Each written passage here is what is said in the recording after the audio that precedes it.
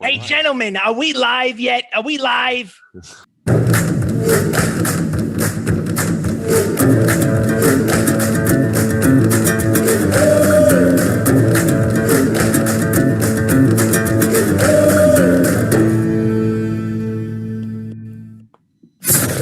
Ladies and gentlemen, welcome to Shenanigans ttRPG, and we play Dungeons and Dragons. This is our 30th episode. Thank you so much for joining us.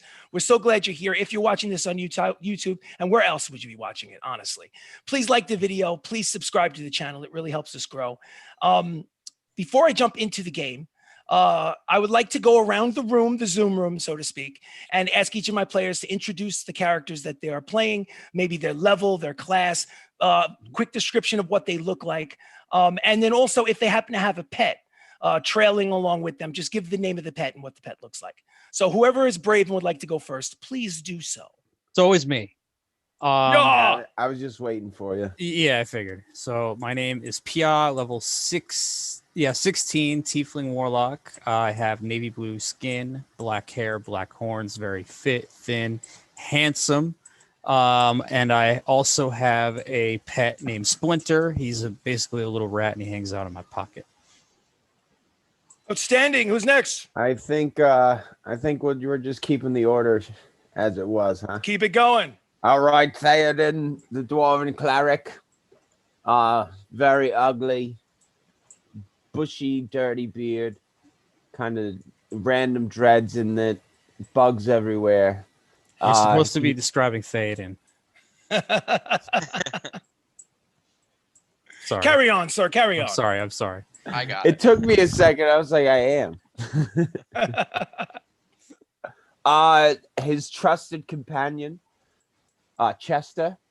He's a blink dog. He can. For those of you who don't know, he can appear and disappear. Indeed. Who's next? I'm playing Sirach, level 13 Ranger, level 3 Warlock, tall, silver hair, half elf, kind of the voice of reason in the group. Yeah, I'll give you that. Sometimes. Yeah. I also have Alistair, the lion cub, or, well, juvenile lion at this point. Yeah. And not with me is the bird that just spouts profanities. He'll come back soon, though. I keep forgetting about him. I'm bringing him back. Like, he's just kind of on vacation just to annoy our housekeeper for now. But he's coming back. Harry's going to have to carry him around, though. He's going to have to. If not, I'll do it. Yes, and last but not least, certainly not least, I am Baka, the Rome Gog. Yeah. and fighter, and I have I like to steal, cause mischief, steal things, steal some more. I got a lot of pets. I have a male lion named Ari, who's about 400 pounds. He's still grown, you know. I have an orange tabby cat named Tora, and a weasel named Sagi, who's the glutton. And then I have Athena, the Tressum, who has been permanently benched. Oh, that's right. Chilling at home. Just because too many cooks in the kitchen. That's saying. It's a lot of pets. when they say when he says permanently benched, I guess what he means is that cooperatively the group known as the Natural Ones purchased a piece of property and some land in a city called New Cavalion in one of their adventures, which is being taken care of by a goblin, his wife, and his family of 26 children. I thought it was 28. It might be 28. By the time you get back there, it might be 28. 30. It's possible. It's possible. But the point is that the extra pets have been basically left with Argo, the housekeeper, for safekeeping, because let's face it, first fireball and some of these beautiful little pets are going to say bye-bye, and we don't want that to happen. The fifth unofficial member of the party, sort of the party mascot, his name is Harry. He's also a dwarf. He's also a cleric. He worships a different god than Theoden does. But he doesn't think of himself as a cleric as much as he thinks of himself as a writer. Imagine yourself Peter Dinklage from Game of Thrones early on season 1 or 2 before he got the massive scraggly beard and hair all over the place. More of the clean cut version of Peter Dinklage. What was it? Tyrion Lannister looking. And he's a little bit of a coward, but he's overcome some of that thanks to this group's assistance in battle and basically, boosting his ego and his helping him man up a little bit. So person up, so to speak. But he thinks of himself more as a writer than anything else, because he'd like to chronicle the adventures of this group known as the Natural Ones. So here's where we left off. The group is in a floating city about 1,500 feet above the ground on the western coast of the continent. The name of the city is Alzando, and it's controlled by a faction known as the Emerald Enclave. For those of you that are really into Dungeons and Dragons lore, and you hear the words Emerald Enclave and ideas pop into your head from what you've read from the Dungeon Master's Guide, ignore that, because I'm homebrewing this shit. So just forget what you think you know about that faction. The lore in this homebrew campaign is completely different. Having said that, this is episode 30, and you'd have to rewind it back and figure out who they are. I digress. Watch them all. You got to watch them all. Yes, absolutely. Like you collect them all, you got to watch them all. Well, and anyway, we're in Alzando, the capital city of the Emerald Enclave.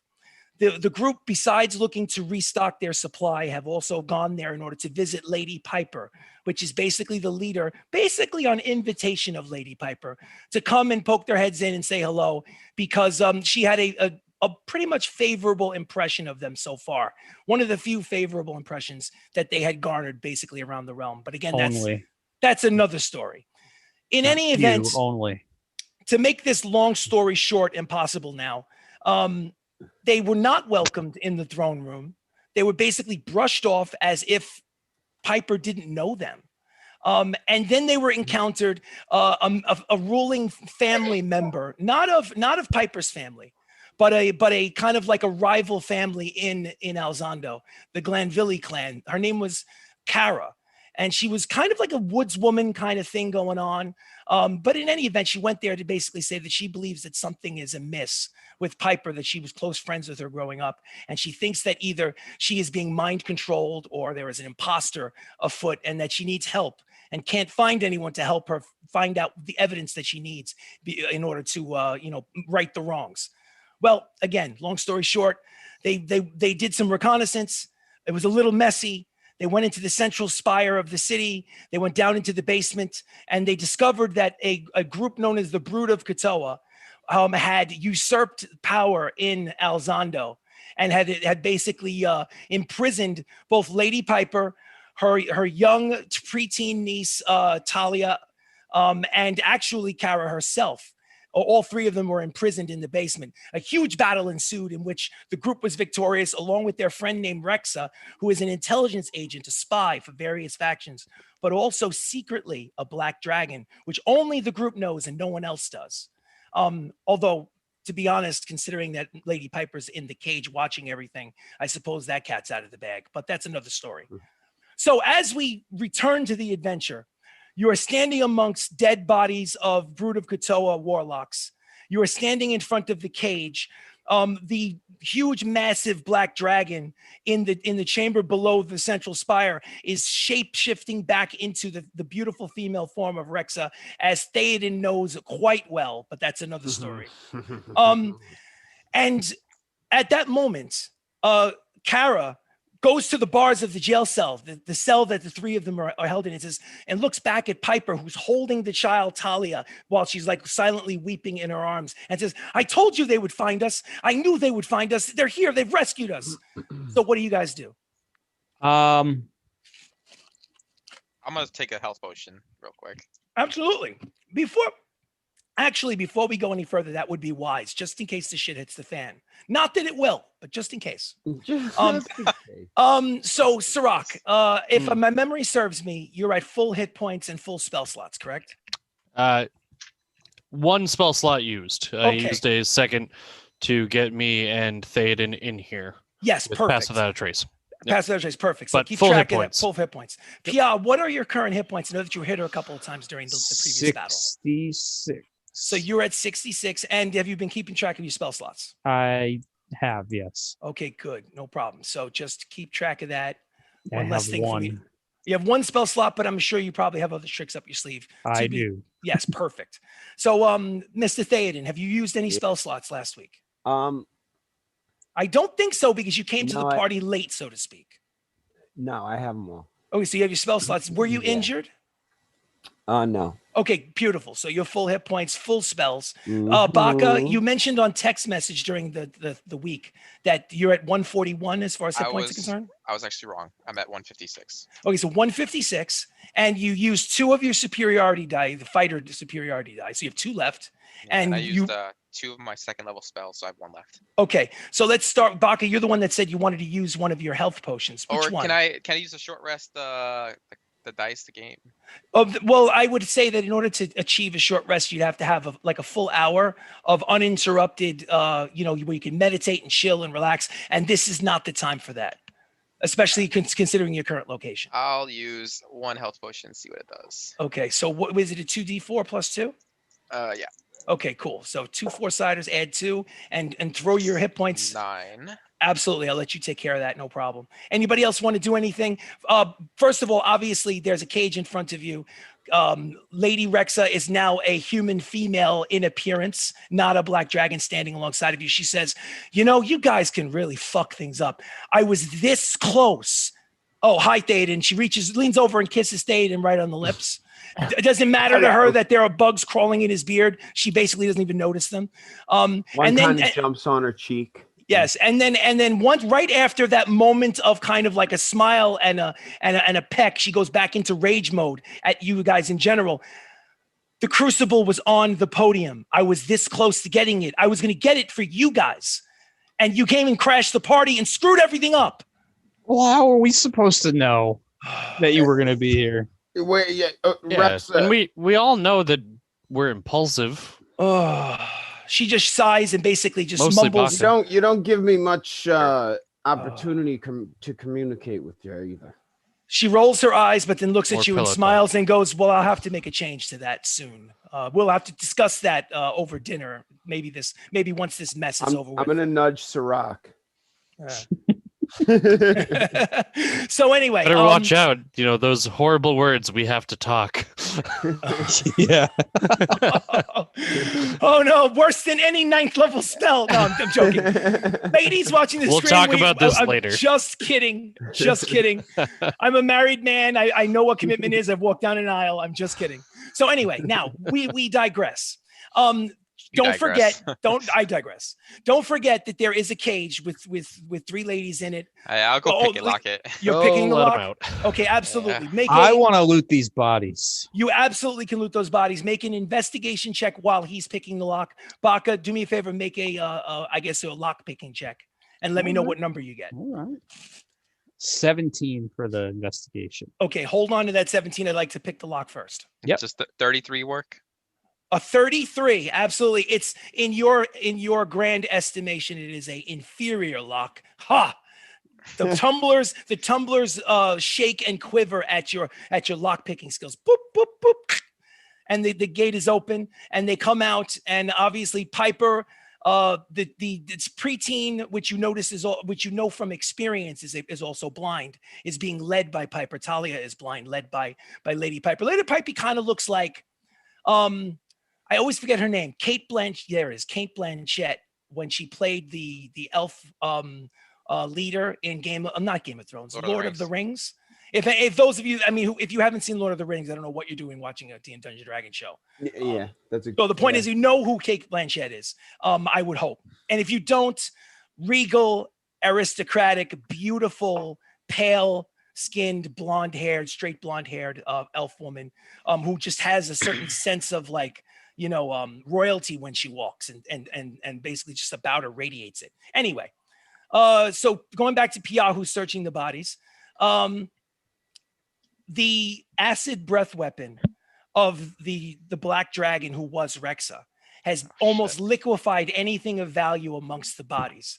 With a 17, you do not find the body of the assassin that was guarding the ritual circle. So you can only assume that since the remains of his body are not there, that he escaped and decided to just bug out. So basically he is gone. The other, let me see something. 4 bodies the warlocks. I'm trying to think if there's anything that could have been salvaged on their bodies. With the What 17 about and liquefied. what Oh, about an arrow from the assassin? Is there Hmm. any of those around that he shot at us? Baka will make an investigation check specifically for that.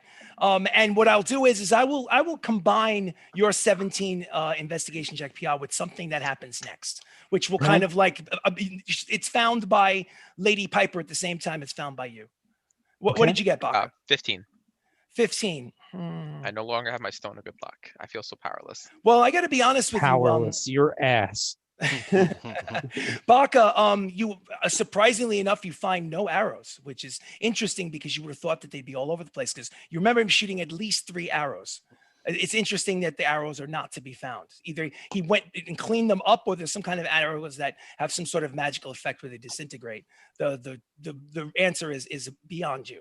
Now, Pia, you notice at the base of the podium, behind the podium, is the body of someone Ooh. laying there that was not liquefied in the attack, in the battle that ensued. Also, the demon spawn, the floating demon spawn that you guys had fought, when they died, they liquefied and basically turned into puddles of black tar. In case And you were the wondering, elemental. the elemental is gone. The elemental was destroyed by the combined effort of the breath weapon from Rexa and the golden griffin statuette figurine of power and the water elemental together was enough to It was wipe bronze. out. I'm sorry, say again. It was bronze.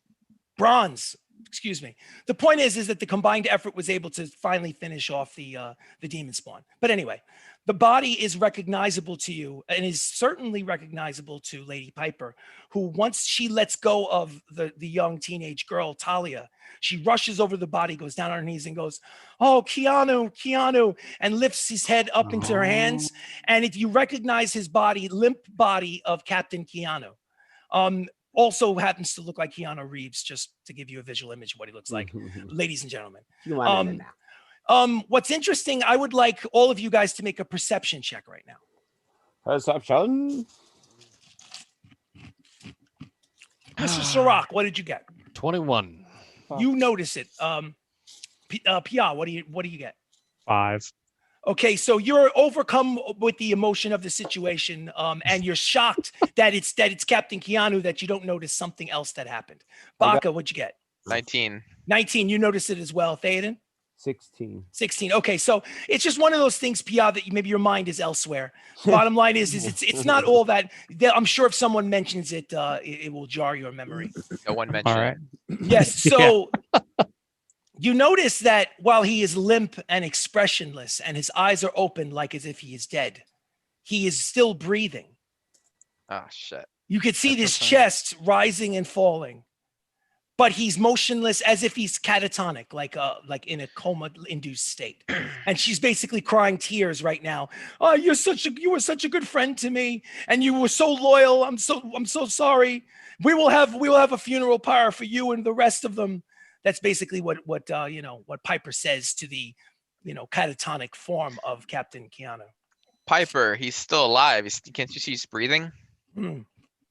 She says, alive, but his soul has Oh, been that's Talia, I can't see. usurped. I know. You weren't present to see what the ceremony, the ritual was about. It's understandable since this has been going on for weeks in the city. They had a kind of bowl. It was a jewel encrusted bowl on the podium. It seems like one of the warlocks basically used a teleportation spell in order to take the bowl from this location. Lord knows where they went. But part of their ceremony was to suck the souls out of living creatures into the bowl to somehow power it in some way.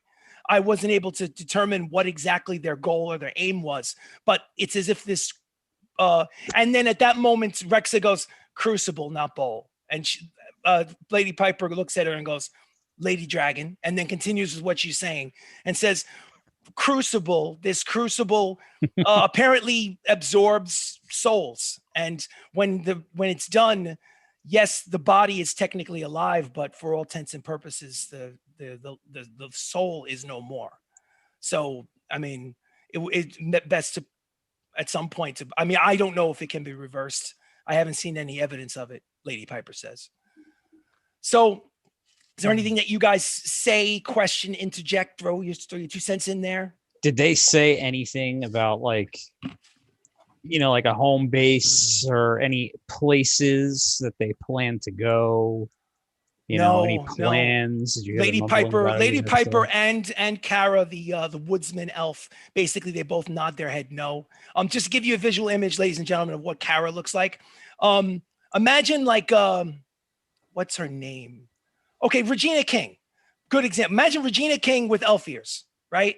Beautiful dark chocolate type skin. Don't think drow elf, because drow elf has kind of like purplish skin. Don't think that. It's more of kind of like a warmer dark color.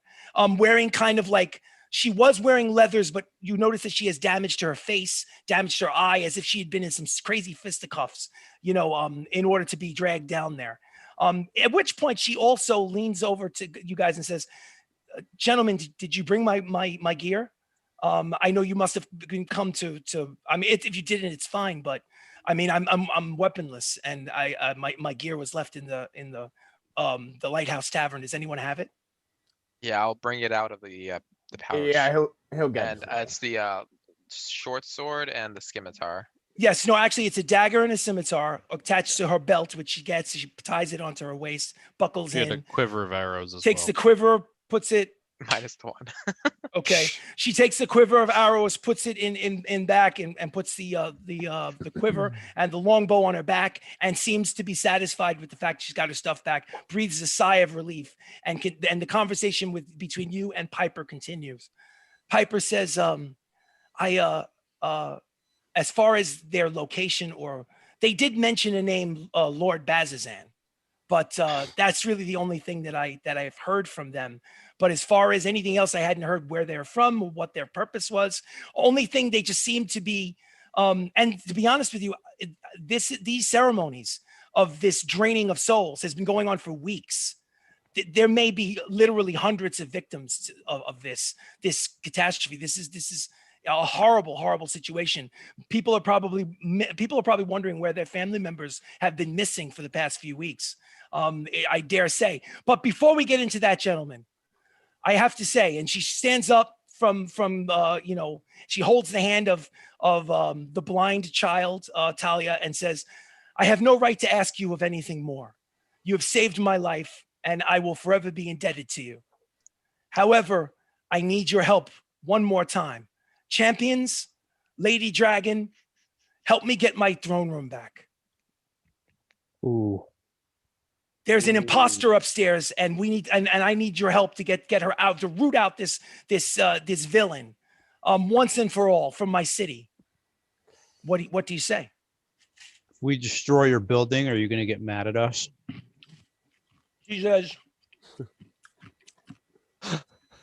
She says, I have to ask. No, it's a good question. It's a totally legit question. She basically, she smiles at that comment, and she says, you have nothing to fear from me in regards to physical damages.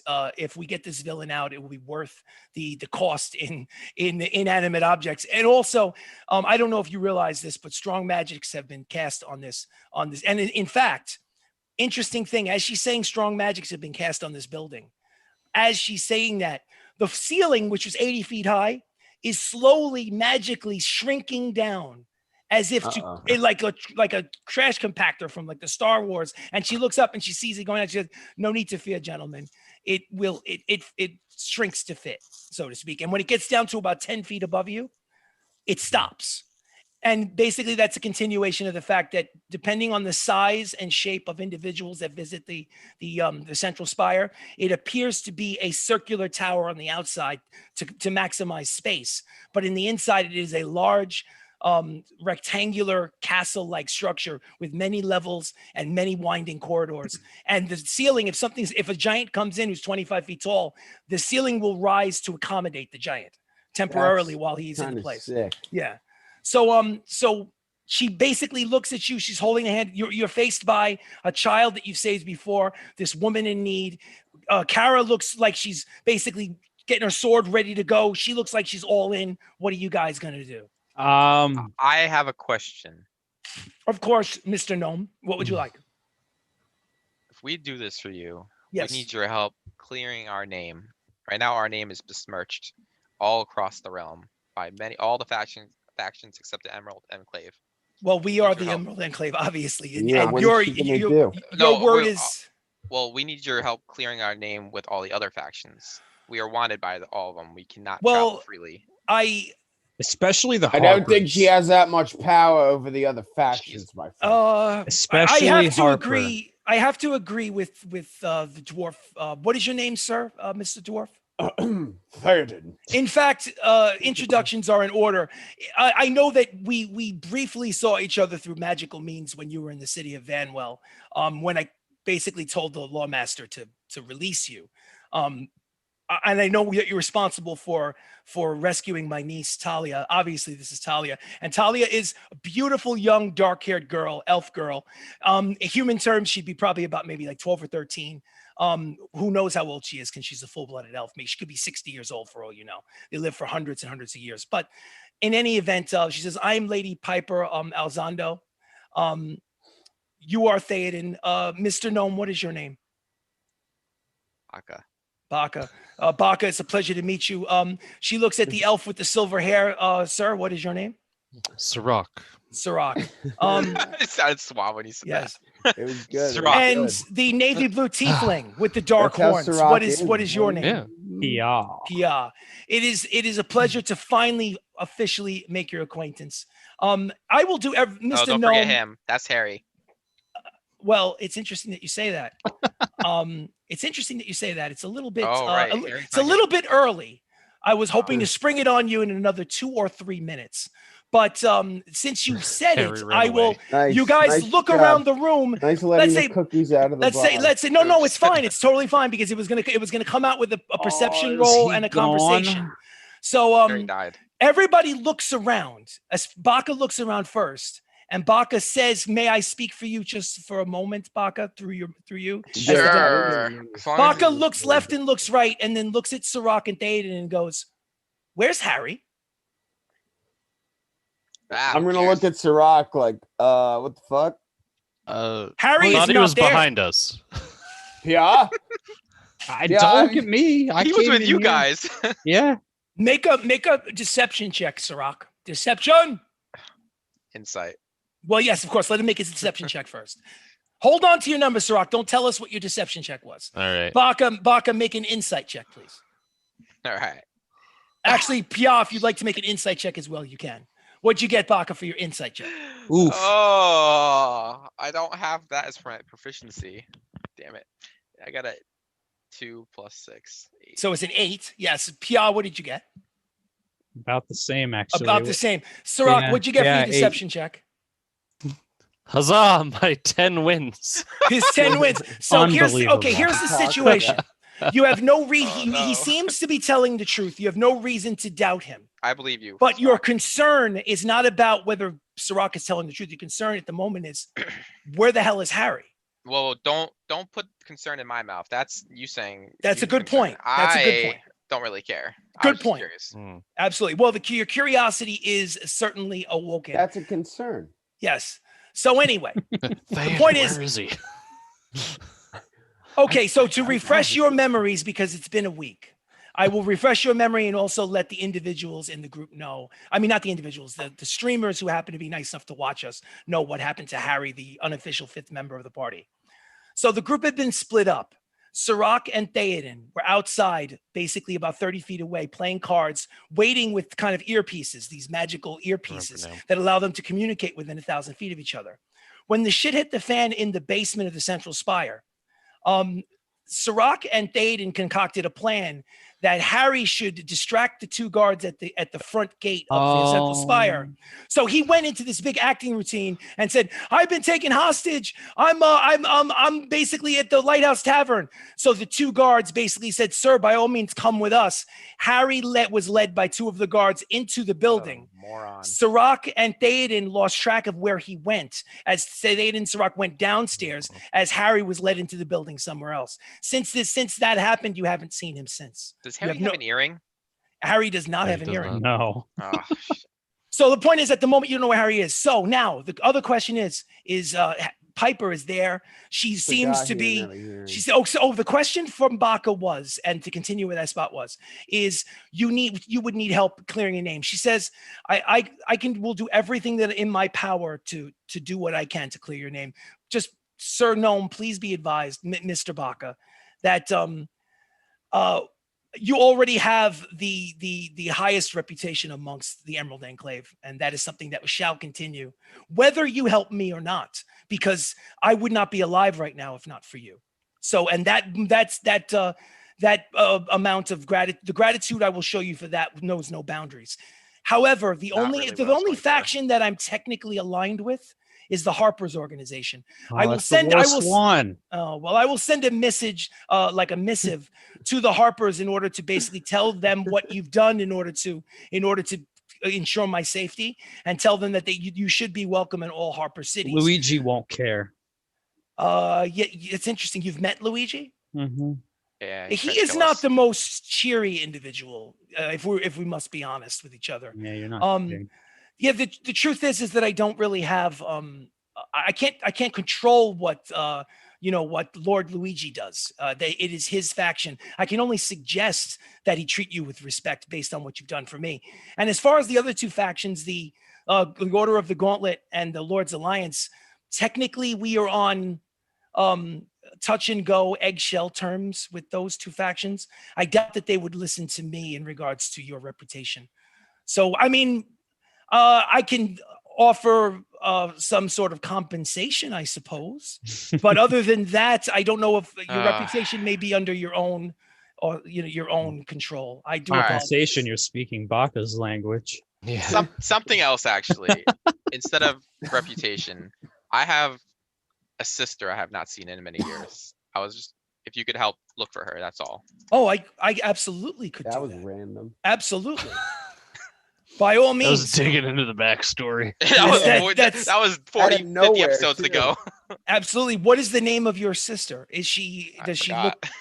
You forgot? All right. So let's just say we'll hold off on that for get your backstory straight, and then we'll get to it in episode 31.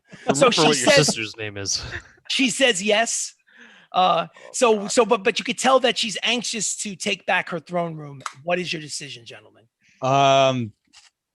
Yeah, all right. Are you having a stroke, Aiden? Sirach wants to pull Pia off to the side for a second. Sure. What? Hold on. So I'm gonna dig through my bag. I want to listen. And I'm going to take one of the muffins I have. Muffin, yes. And one of the vials of purple worm poison. Muffin, and I'm going to dose God. the muffin with some poison. Okay, I need you to make first a stealth check. What the hell are you doing? Make a stealth check, please. I love it. It's ingenious. Sirach, make a stealth check. Guidance? Oh, that's not bad. You cannot guide this because you're not aware of what he's going to do. No, we're good. It's going to be a 27. Okay, give me 1 second. Oh my God, 27. Holy shit. I have good stealth. Yes, you do. Yeah.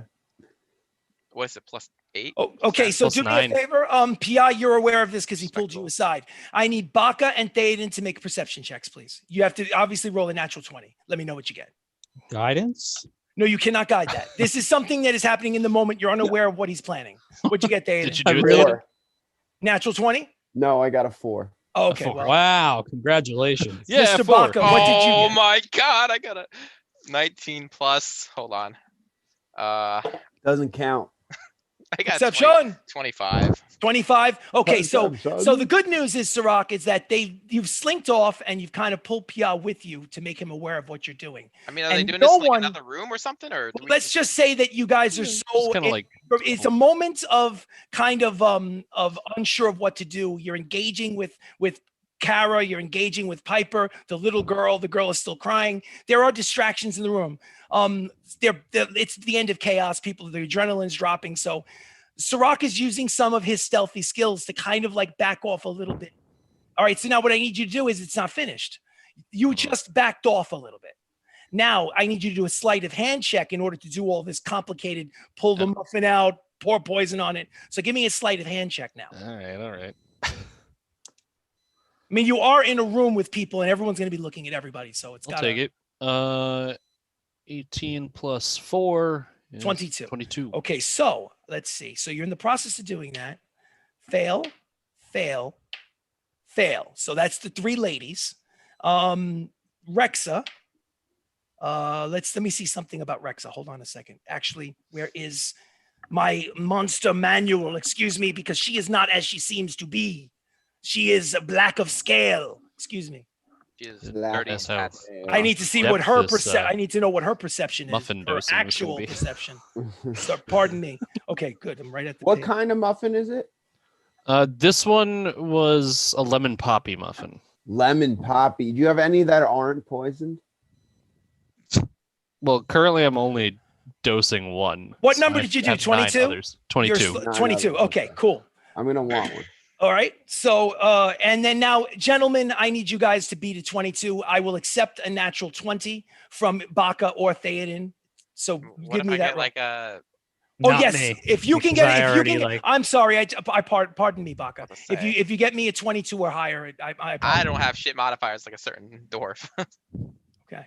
What is it? Perception? Perception check. I got 22. Mine's Cool. only.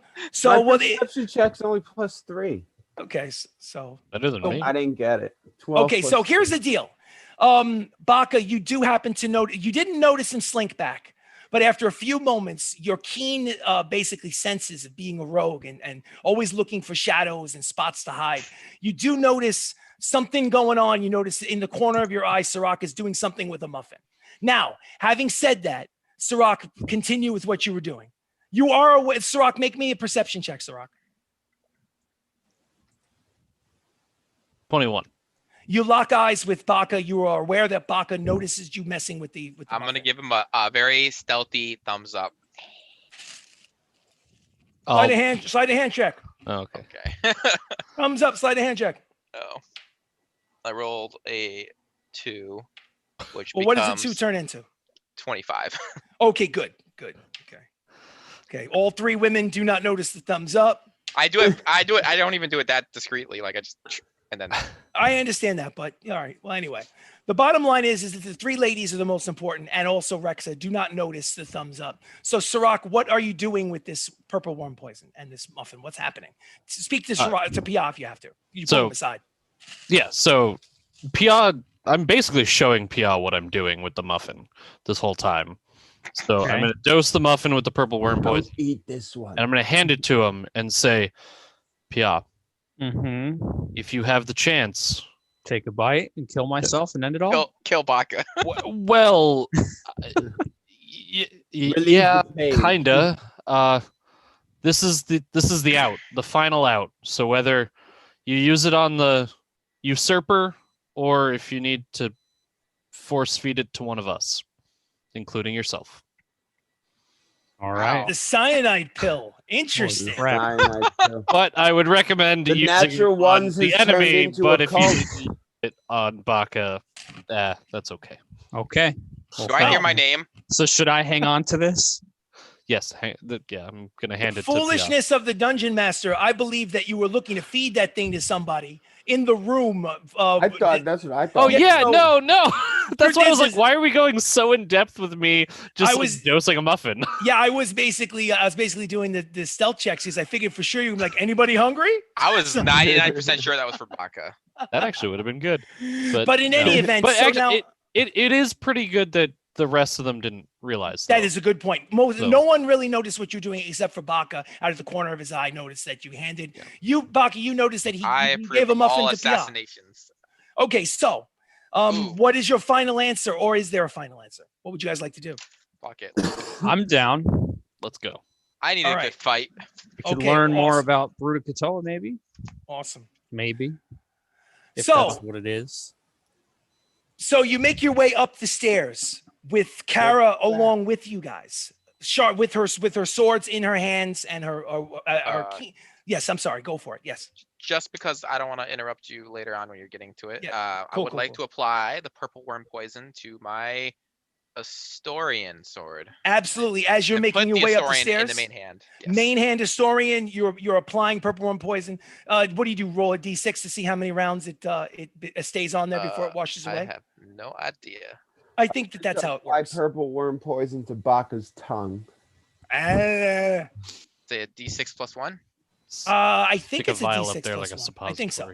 suppository. So Because that way you get a minimum of two attacks with it. yeah, I got it. 5 plus 1. 5. Okay, 5 plus 1. So it's a 6. That is All 5 right. plus 1. Okay, so do me a favor. Just keep a track of it, whether you use a die or a marking system, that it lasts for 6 rounds. okay. Actually, you know what? I'll make a little. I'll write it down too. Yes. What's up? Harry. Anybody else? You're looking for Harry? Shouldn't we find him before we do anything crazy? He's probably upstairs. Yeah. Let's clear the throne room first. How are we gonna find him? It's gonna take so long. It's gonna be so much work. I am surprised you don't want to find him. Can Splinter find him? It's like your butt buddy. Oh, Splinter yeah. doesn't even like know how to fetch yet because I don't. Send Teach him enough. the ferret. I could send the Oh, owl. The owl.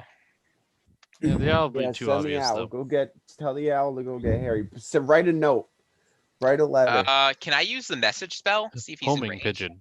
You can, Yeah, if you want to homing use a owl. mess. So do you tell? So what do you tell Piper while you're doing this? Because she's about to go up the stairs and she turns around and notices that you guys are having like a football huddle conversation all of a sudden. What do you say to her to get her to like slow your roll? You know. Our friend was taken earlier. I'm just gonna send him a He message wasn't spell. taken. He wasn't taken. Was he taken? No, he wasn't taken. By his own stupidity, maybe. If the guards may have escorted our friend into the castle, where do you think they might have taken him? Maybe the throne room. She basically just shrugs her shoulders and go, honestly, I'm not really sure of this.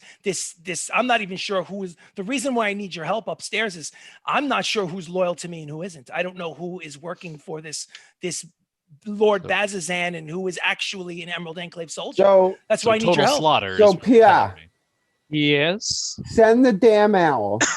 Okay. Tell I'll him to do a go message find spell, him. too. Tell write on the note where we are, and that's it. Okay, Okay. so you what do? You right? I know obviously you're going to do a message spell, Baka. We'll do that next. Imagine that this is happening both at the same time. Okay. So, but Pia, you're writing a message with like a call and a text. like a la like Raven style. You're putting a note on his foot. What are you doing? No, because I don't want somebody else to potentially grab it and then they know something. But I know where you could put it. I mean, Harry, is it safe to say he would recognize the owl by now? There's no way for you to know that. I mean, it's possible. Just write the damn letter. It's All right, you possible. write it then, Theoden. All right, I'll write the letter in my sloppy handwriting. That's, what do you write, Master Theoden? What I'm do you gonna say? say- Theoden right. literate? Harry, love Theoden. Well, I am. So it's gonna say Where are you? Yes. Yes. where are you? It's gonna say, Some Harry, where are you? Get to the David. throne room, Get to the throne room. Okay. So now you've written this note in really crappy and I'm gonna handwriting. draw a smiley face. Big smiley face. Oh You my fold it God. up. What do you do? The first emoji medieval times. What do you do with this note? I'm gonna hold it up into Okay. a square, Okay. and then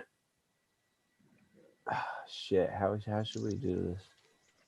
Here, You- I have a little. You bit know of what? rope. You know I'll give him a what? little You rope know to what? tie You around.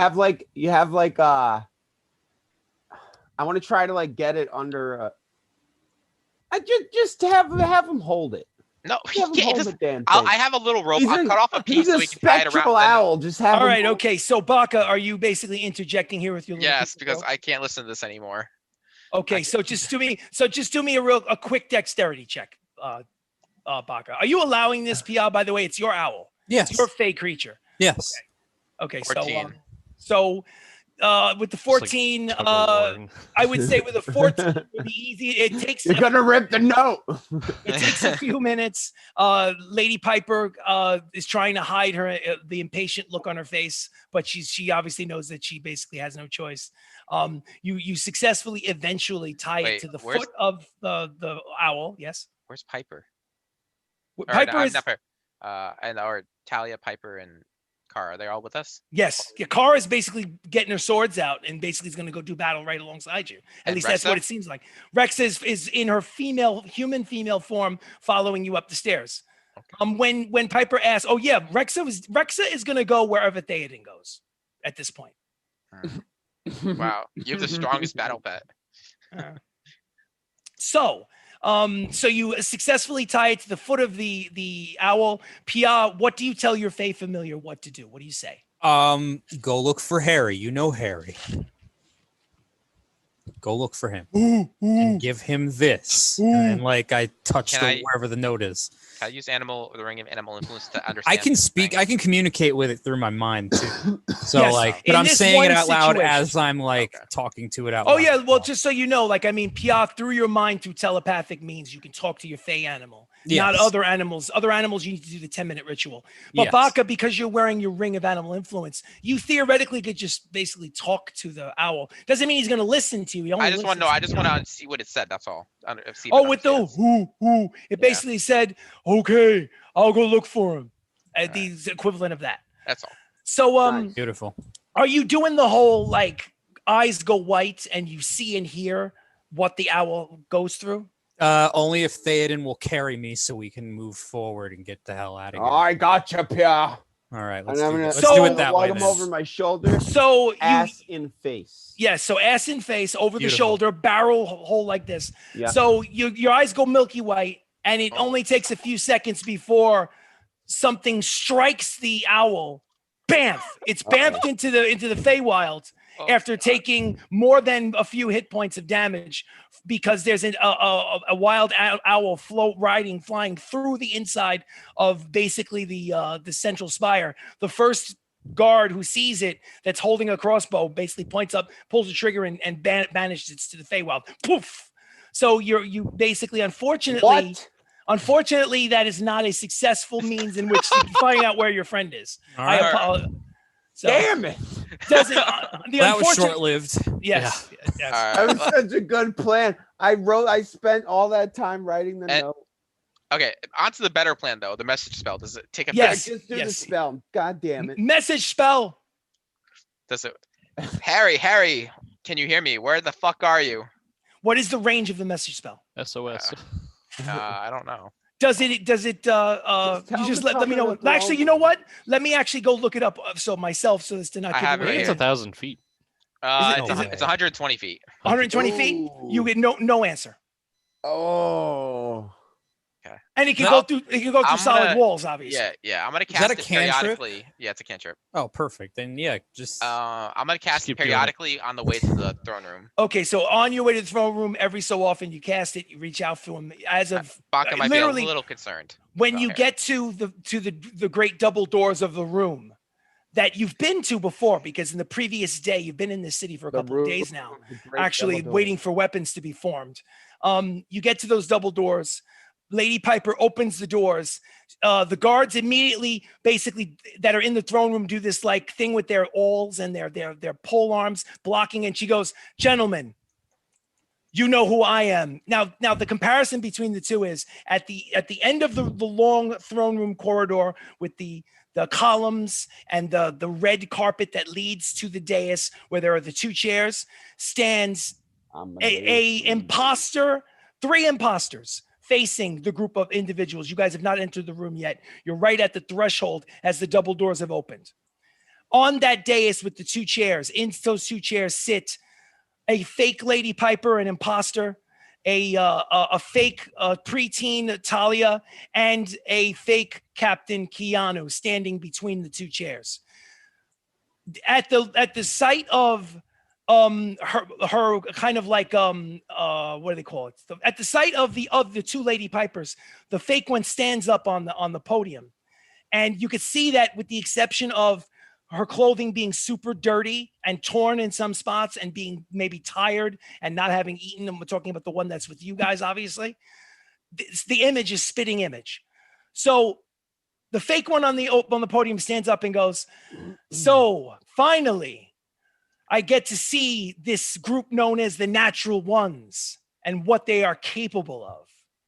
Lord Bazazan has told me much about you." you saw us like 3 days ago. Yes, we knew. I knew exactly who you were 3 days ago. But now I get to see what you're capable of, because obviously you've come to take back what you think. You will not succeed in taking back this city, and what we needed to do with the Crucible of Woe has already been accomplished. Good. So, then can I have it? Yeah, let him have it then. And yeah, you She could have laughs. seen what we could do 3 days ago too. Just saying. That would have been easier. Perhaps it would have been. But in any event, the time has come. The battle must be had. We shall do it now. And the interesting thing is you expect her to do kind of like a metamorphosis, like Rexa did when she turns into the dragon. But instead, it's something a little different. It's more like this 5-foot elven form. She takes her hands, and in front of you, as she takes her hands, you notice her finely polished French manicure nails begin to grow as if like long kind of like witch nails. Nice. And she digs into her own face and rips her own skin past her eyes and starts to pull her own head apart. And out of that comes a red-skinned, black-horned. It's almost impossible. It doesn't seem to make sense. The space thing doesn't seem to make sense, is how something so large can fit in something so small. But she tears her outer shell off, and out emerges this creature that is biped, that has like legs like a goat, massive muscular red body with sweat, black talons, long black black horns. And the interesting thing is only Pia and Sirach would notice this. God damn it! It's been Baylor this whole time. No, it's not Baylor. God, don't say that. It's not Baylor, but it does not. Even without a perception check, it is odd how similar he looks to Baylor. Almost as if it was like Baylor's cousin or Baylor's brother or something. Like there is definitely like some sort of similarities between your Pact Lord Baylor and this reveal of wherever this creature came from. How tall? 8 feet tall. Okay, that's not Fearsome, terrifying, Daddy. muscle bound, red skin, black talons, torn out from almost like there's this weird kind of like this fleshy, like latex skin that it rips off of itself and grows to twice the size as it emerges. Now, the child, fake child, the imposter child, and the imposter Captain Keanu, at the exact same time, tear off their skins, and out emerges the floating squid-like, octopus-like with the massive tentacles, floating in the air as if they are floating in water, side by side. And what I'd like you gentlemen to do now is to roll initiative. Last thing I will say while you roll initiative is you do not see Harry anywhere in this throne room. God damn it. You're fucking OP-ass squid little homebrew shit heads. Fuck. Okay, let's see. Hold on to your initiative number. I have to make a couple of rolls for me. Yeah, I have to make a pee-pee, so. No problem. I'm going to roll for Kara. See, Kara. Chris, those homebrew squid things are OP as hell. Yes, they are, goddammit. Let's see. So Kara is an 11. Kara. Actually, let me put it on the side. Kara, I'll put in the middle at 11. Oh my god. Okay. Let's see. Just give me 1 second. I apologize, gentlemen, because I have a few different things to calculate here. Okay. I've never rolled this bad on initiative. Well, I'm glad for your honesty. Just those of you that aren't unaware, we use the honor system. We roll dice. The only time we use an app to calculate like rolls is in like death saving throws and when we do player versus player rolls. Otherwise, I trust my players. If they want to roll a 37, listen, we're here to have fun. If their idea of fun is lying on the rolls, hey, so be it. I'm here to tell a story and have a great time, so I'm not going to lose sleep. So anyway, let's see. So the squid, the Baylor lookalike. Let's see. What is his initiative bonus? Okay. Double imposter. Cool. Posing as Baylor. Yeah. No, I mean, I don't want to give you the impression that it looks like his facsimile. It's just the nature of the size, Similar the skin color, the horns, the feet. It's another pit fiend, right? Yeah. I don't know. I don't know what it is. Oh, 1, 2, 3. I don't know. Rexa. Maybe it's not a pit fiend. Maybe it's a hill fiend. I don't know. Rexa is okay. All right. A little fiend. Rexa. Okay, so anybody get higher than a 20? Anybody get 20 to 15? Come on, Baka. That's you. 18. 18. What is your dexterity bonus, Pia? Plus what for your dexterity? +2. +2. What is your actual dexterity score? 14. Make another D20 roll really quickly for me, Pia. What'd you get? Just the number. Just the number. Just the number. 11. Okay, cool. Thank you. Okay. I got a 17. Initiative. Damn it, you guys. I write this shit down. I always have to erase and do it again. I never can predict how many spaces I need. You told us to hold the numbers. No, I know. I did. I know. So you said Sirach is a 17. What'd you get, Pia? I mean, what'd you get, Baka? Baka? I got a 2 + 7. That's a 9. 9, so Baka. That's so bad. What'd you get, Aiden? 15. 15. Okay, cool. 15. Let's see. 15 will go here. Again, I got to erase. I'm such a moron. I'm so bad. Welcome to my world. Ever since Aiden. I got rid of my Stone of Good Luck, I just can't roll well anymore. Okay, so I have the initiative rolls. Time for us to go. So you're at the threshold of the open double doors. This chamber in front of you is massive. It basically is 100 feet tall, 80 feet wide by 80 feet long. They are, I would say, about 60 feet from you, approximately, at the moment. First in the initiative order are the 2 floating squid demon type creatures. That was the imposter, was the Keanu imposter and the little girl imposter. So we'll use those terms in order, basically little girl imposter and Keanu imposter, to differentiate between the 2 floating tentacle squid monsters from another demon plane of existence. So they go first. They move, how fast do they move? They move 40 feet and have a 10-foot reach. So let me put it to you this way. They are going to, I'm going to say, because the 2 non-player characters, the real Piper and the real Ansari are basically non-player characters, that they immediately scoot to the back and get in the hallway out of the way. So they're basically expecting you to protect them. So they're not at immediate threat. So, question is, I will make a random roll as to what they're going to do is the 2 squids. Well, you just said that you said last episode they go 40 feet and they only have attack range of 10, so we're 60, so they shouldn't be able to hit But us. here's what they're going to do is they're going to use their action to dash, which means they're going to get right up on top of you at that doorway. They're just not going to be able to attack.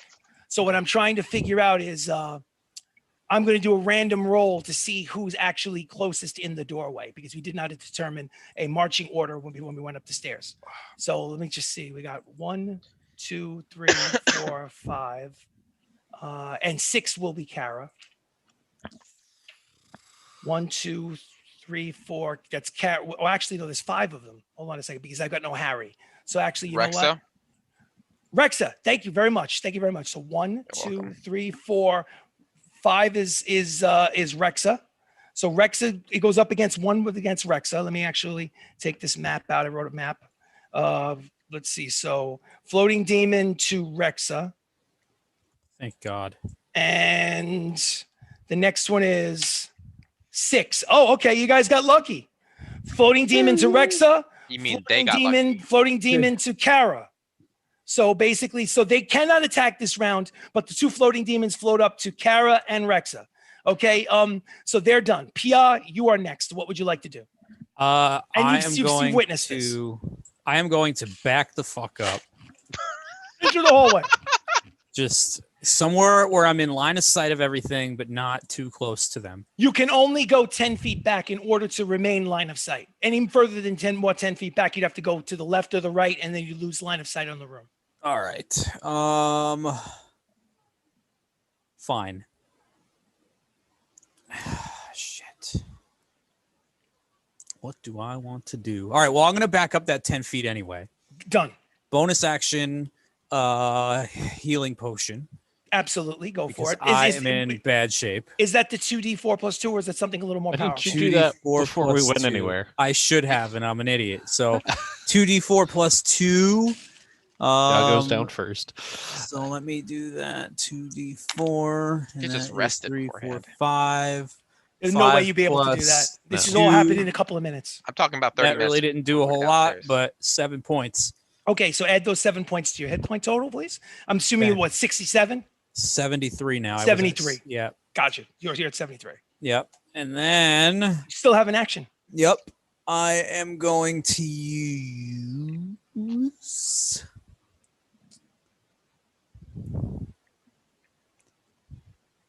Let's fight.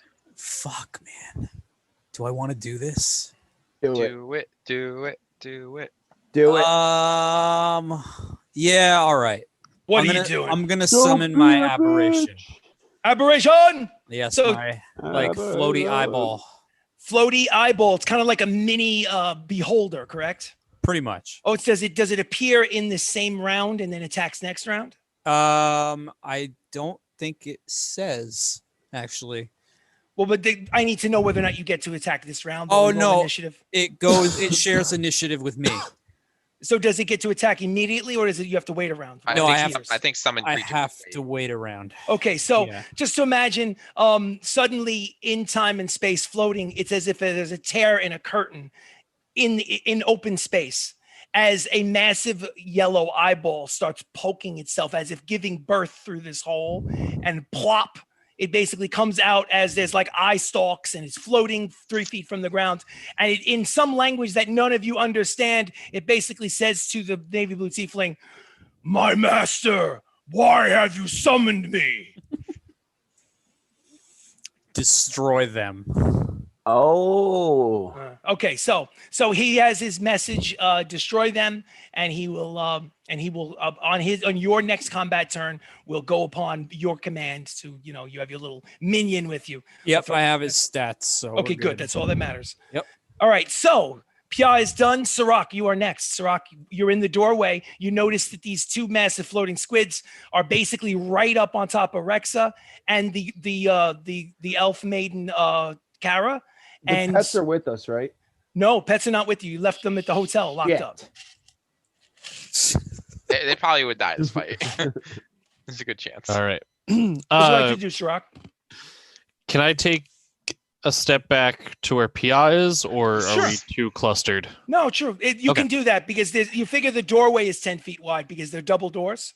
So you Mhm. guys can stand 10 feet back side by side and both of you can see into the room. So absolutely. Okay. Sirach, So, give yeah. the cloak of displacement. Be bold. Don't step back. Step Hold forward. hold on. Chill out. There's a plan here.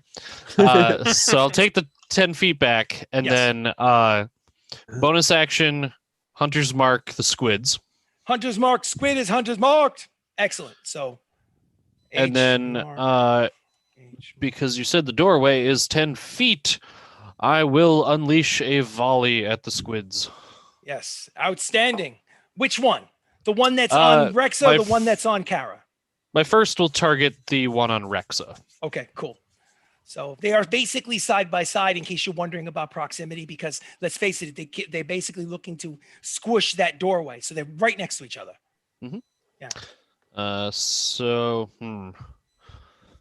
This first one, I don't think it's gonna hit. Maybe. It's gonna be a 16 to hit. 16 to hit. Let's see. 16 does not hit. So the volleys go wide into the room. The reason why you missed is because you were afraid you were going to hit your friends, and there's a lot of movement in front of you, and it kind of compromised your aim. So That's fair. what's next.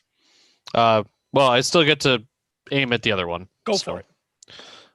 The one against Kara is going to be a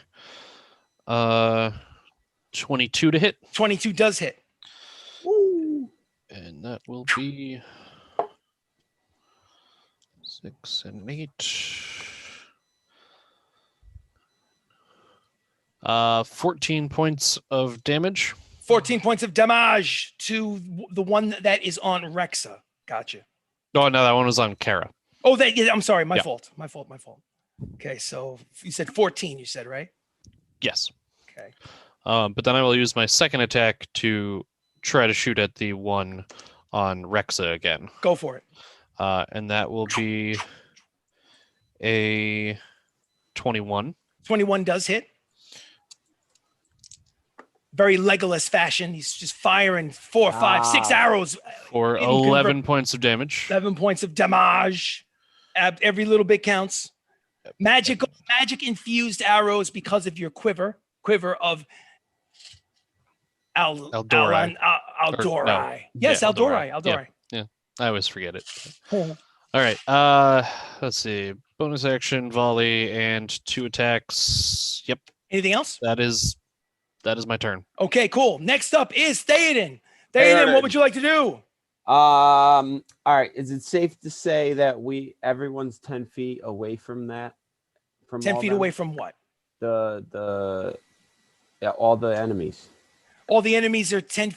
Wait a minute. Who is 10 feet away from who? Us.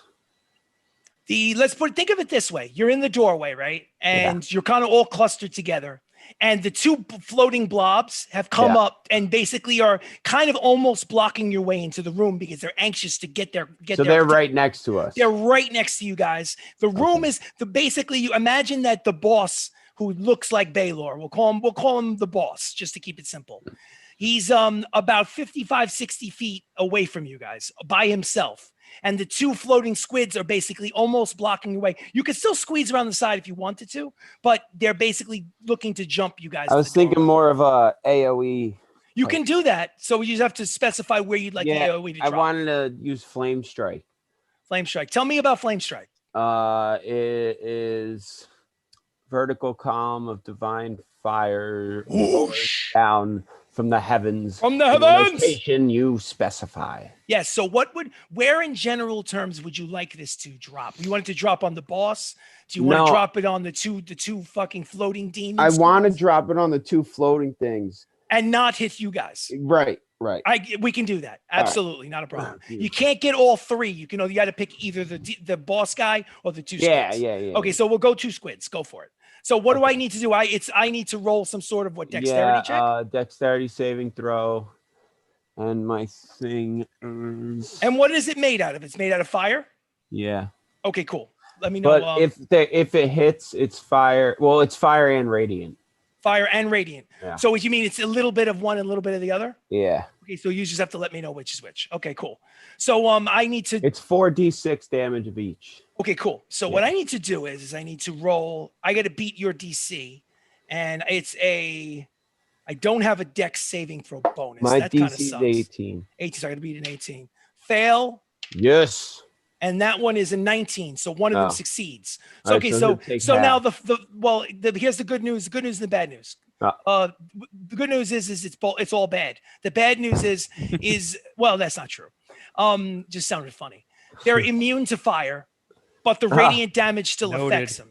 Okay, so the 2 floating squid demons do not seem to be burned in any way, but you did 4d6 radiant damage. Yes. Give me your 4/6 sided radiant damage. Let me know how much it is. Okay. Roll it up. 4/6 siders. Roll it. What? Where the hell? I didn't take a 6 out. God damn it. Get your 6 out. Add that shit together. One of them gets full. One of them gets half. Okay. Ladies and gentlemen, this is Shenanigans ttRPG. We play Dungeons and Dragons. I like to do funny voices and do a lot of political role play. Combat is not my strong suit, so please be patient with me. 18. 18 total. Yeah. After 4d6. Okay, got you. So 18 points of radiant damage goes to one of them, and 9 points of radiant damage goes to the other one. Okay, so I'm going to take off. So a column of fire and brilliant light comes down through the ceiling as if it were an open sky and strikes both of the squid demons and basically spares the rest of you. You notice that it is burned a little bit like a sunburn on the outside of these squids, but not much else. Let's see. Okay, so doing my math. Cool. It did have an effect, but Theoden, you're not sure exactly how effective it was. So that was your action. Do you want to move? Do you want to have any kind of bonus action? Anything? I'll step in front of everybody. Okay, so when you say step in front of, Big man. Do you mean that you want to step in front of, like, With for my instance, shield out. one of them taking his shield out, using his hammer one-handed. Yeah. So one of them's about to jump Kara, and one of them's about to jump Rexa. Do you want to be the brave guy and jump in between one of them, or do you want to squeeze around and go after the boss? No, I want to jump in front of Rexa. Jumping in front of Rexa, I love it. No one wants to be the first one to go to the boss. Okay, very cool. So the floating demon will have no choice on its turn but to attack you instead of Rexa. Very cool. And my shield's out. The shield is out. I love it. Okay, Dude, so I mean, I'm having PTSD. I'm not getting near those squids. for those of you that don't know, that haven't watched this, well, actually, this was before pre-stream, This pre-COVID. is pre-everything. These another version of these squids earlier on, I would say level like maybe 4 or 5. Sirach actually was squeezed to death, suffocated to death by one of these demon squids, and it actually took like 2 episodes to get him to raise him from the dead. I won't get into the details, but it was a traumatic experience. It was very So true. anyway, next up after Theoden is Rexa. Rexa basically snickers, notices There's that some you bad moved in blood front of for- him. She basically smacks you in the ass, my Theoden. Then you move in front of it. She laughs, kisses you on the cheek, and leans over and goes, "You think that's cool?"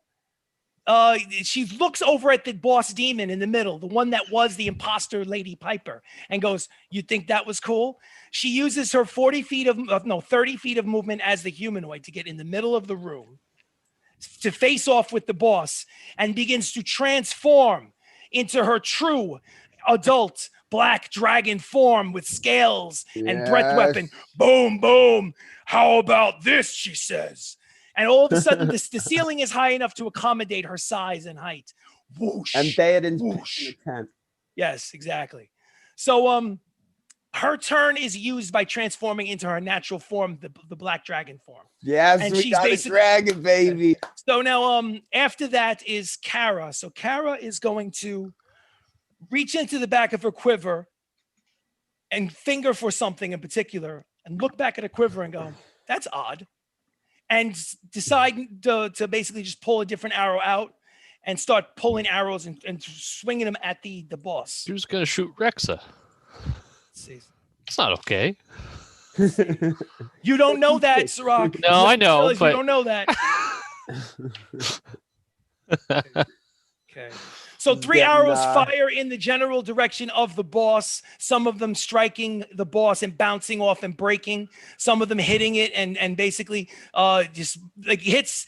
You notice one of them hits into the chest of that red, pit fiend looking mofo, and the arrow tip goes in and he flexes his pectoral muscle and poop, it pops out and his skin forms back up as if it had never been my injured like God. Wolverine. So What's she this? seems a little discouraged after that. So after Kara goes Baka the gnome rogue. What would you like to do? Am I last in the combat order? No, last in the combat order is the boss. Oh. Regardless, now I know how everyone else feels when they go last. Oh, poor baby. Now you know what It's it's very like. lonely down here in the low order. You want a handicap +3 on all your rolls? I'm not Theoden. I don't need those. Oh, shut up! So what would you like to do, Baka?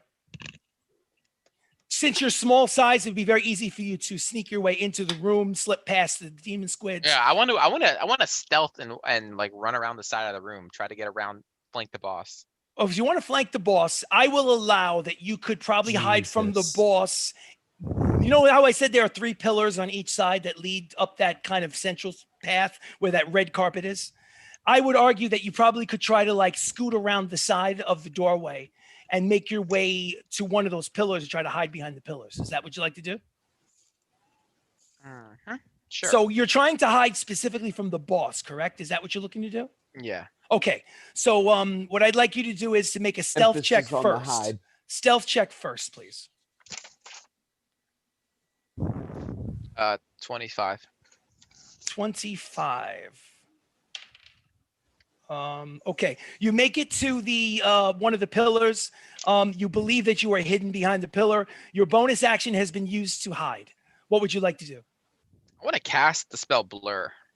Okay, no problem. Tell us quickly about what Blur does. It's basically like the displacement cloak. I think you get disadvantage on attacks on me. Okay. So you use your action to cast Blur. So you're phasing in and out of existence, very much like a displacer beast. You've used your bonus action. You've used your movement to hide. I would believe your turn is over unless you'd like to say something or there's something else a trick you have. Anything else? No, that's it. That's it. Just to let you know, you're within 30 feet, I would say, within 30 feet of the boss and also the floating demons. Floating demons are obviously occupied. Okay. But that's just to give you an idea. You're kind of in the middle between both groupings. All right. So next and final in the battle is Fake Piper or the Baylor Demon, the main boss. Let's see. So you notice that suddenly out of its hands come weapons that were not there before, as if they were summoned into existence. In one hand, he has this, all of a sudden a sword appears that is blazing silver with like sparks of lightning. And in the other hand comes a whip that has like fire on it. The good news is he rolled a low perception check, so he's unaware of Baka. So when Baka does go, he's allowed to get a sneak attack bonus and all that extra damage because I did not roll a 25 on his perception check. So the only person that he sees as a threat is the adult black dragon now standing in front of him. So what he's going to do is, something I want to tell you about. Since this is a boss battle, we haven't done this all that often, but I got to give you some fair warning before I just spring it on you. This particular boss has something called legendary abilities, which means it has three legendary resistances, meaning that three times in this fight, it can fail a saving throw and choose to pass it. 3 times, a maximum of 3 times. And it has three legendary actions that can break the initiative order. Meaning, like, I can just at any moment use one of those. There are 3 specific types of attacks. Once they're gone, they're gone. Die. But they can basically I can just go and hold off your round and go. About Obviously, time, this is his turn. But I want to let you know that they are an option so that they don't surprise you out of left field. Okay, so anyway. So he is going to rush forward. No. Why not? It would make sense. The biggest threat is the black dragon, so he's going to face off with the dragon. So he's going to rush forward with his whip and his sword and whip and strike on it with his 2 attacks. Is there anything else cool that I can do? No. Okay, cool. So here comes the 4 plus 14 is an 18 that misses with the sword because her armor class is higher than an 18. And the whip, the 19 plus 14 is 33. So 33 with the whip. 15. Where is Rex's? Jesus Christ, 33. So with basically the whip wraps around the black dragon and burns it, and he pulls at the dragon, and believe it or not, uses his strength to pull the dragon towards himself in close melee combat range. And you could see like a red fire around the leg of the black dragon. So let's see. So Did you say plus 14 on the attack roll? Yes, plus 14 on the attack roll. Oh. So 15 slashing damage. I got like plus. I think you have like plus 12 or something like that. Plus 11 or plus 12. Plus 13. So let's see. So 15 points of slashing damage from the whip to the black dragon, and 10 points of fire. So that gets it down. Okay, cool. So slashing and fire. Those are the 2 attacks now for. 2 attacks for the Lady Piper boss demon. I don't think there's anything else I want to do right now. That's it. Okay. So they're faced off with each other. Boss, Rexa. All right. Cool. After that, we go to the top of the combat round, the squids. First squid goes to attack with its 8 tentacles. It does 4 attacks. First one goes for Theoden, who was brave enough to step in the way to protect his lady love, dragon love, so to speak. Dragon love. So let's see. Where is my floating demon plus? Okay, they're right there. 26. Does a 26 hit you? Theoden. Nope. Yeah. So the first one hits you. It does, what's the damn? D10 plus 5. Where's my D10? Doesn't he auto grapple too? Yes, he does. 8 points of damage. 8 points of damage. Mark that off on your hit points. Okay. And now, because it's wrapped it auto grapples and has one of its arms wrapped around you, it only makes sense for it to focus its other 3 arms around you like a boa constrictor snake and just squeeze you and try to squeeze the life out of you. Almost like you're encapsulated in some kind of cocoon, demon cocoon, squeezing and crushing. So let's say. Oh, now you know what we felt last week. 6, 13 is 19. 19 and 12 is 31. So a total of 39 hit points of damage. 8 on the first one, 31 more. So Holy 39 total. Okay, so you are grappled. Your movement is 0. You can still attack on your turn, but you will attack at disadvantage if you don't try to break free. But you are completely Okay. wrapped up. So now I'm going to have this floating And demon. it's a strength check, right? It's a strength check. All right. Floating this is demon bad. grappled. Okay. Theoden. Okay, cool. So now that's the first one. The second one is going to go for Kara because no one was brave enough to step in the way of her. And it wraps her up with the first one. So she gets wrapped up. Wait a minute. Where's Kara? Kara didn't get to go. No, Kara went. Did Kara Yes, go? Kara went. Yes, she shot the arrows and they Yeah, bounced yeah. off. Oh, yeah. All right. Yeah. Okay, cool. I just want to make sure that she at least got a shot before she dies. Okay, so 8, 5, 13. 6 is 19. 8 is 27. And 7 is 34. So 34 points of damage to Kara right off the bat. And she is grabbed, grappled by this floating demon. And let's see, let me just do the math because I'm terrible at math.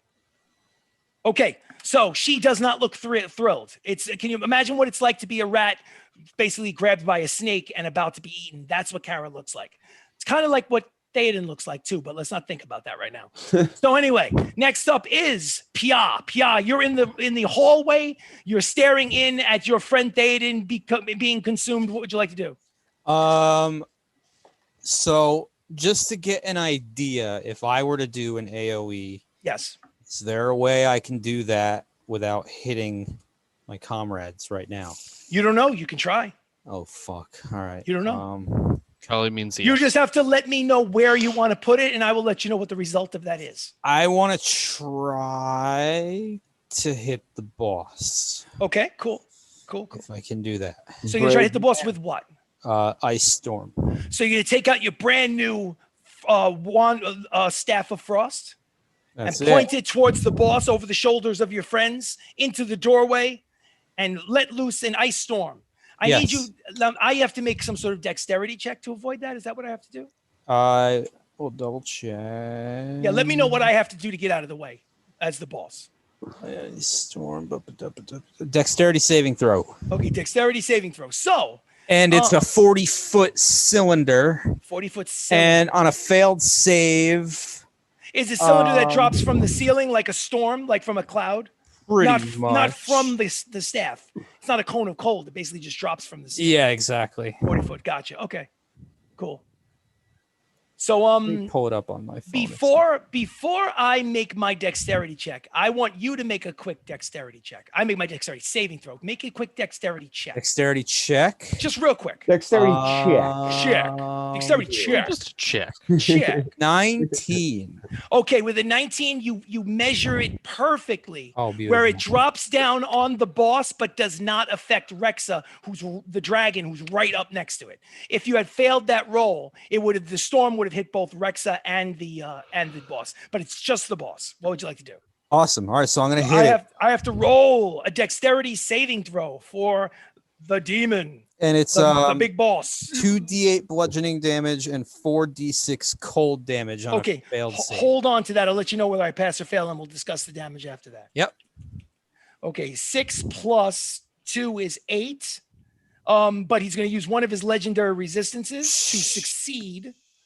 So he's only got 2 left.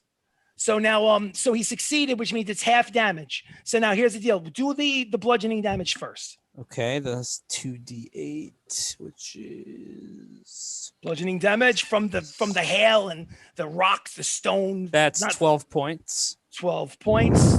Okay, so that's going to be 6 because he halves it, right? I guess. Yeah, because he succeeded. Legendary success. And now Good. give me. You said it's cold damage, right? Yeah. It's very cold. So cold. Okay. Wow. What'd you get? 21 points of damage. So 21 points of damage cut in half, which half to 11, I think. No, it's actually 10, right? 21 half of 10. So that's half of that. And okay. So I mean, it could be 11 if you round up. Well, I don't want to. I tend to round down. You guys get to round down. So do I. So he gets pelted with like large pieces of hail from the ceiling, which defies logic.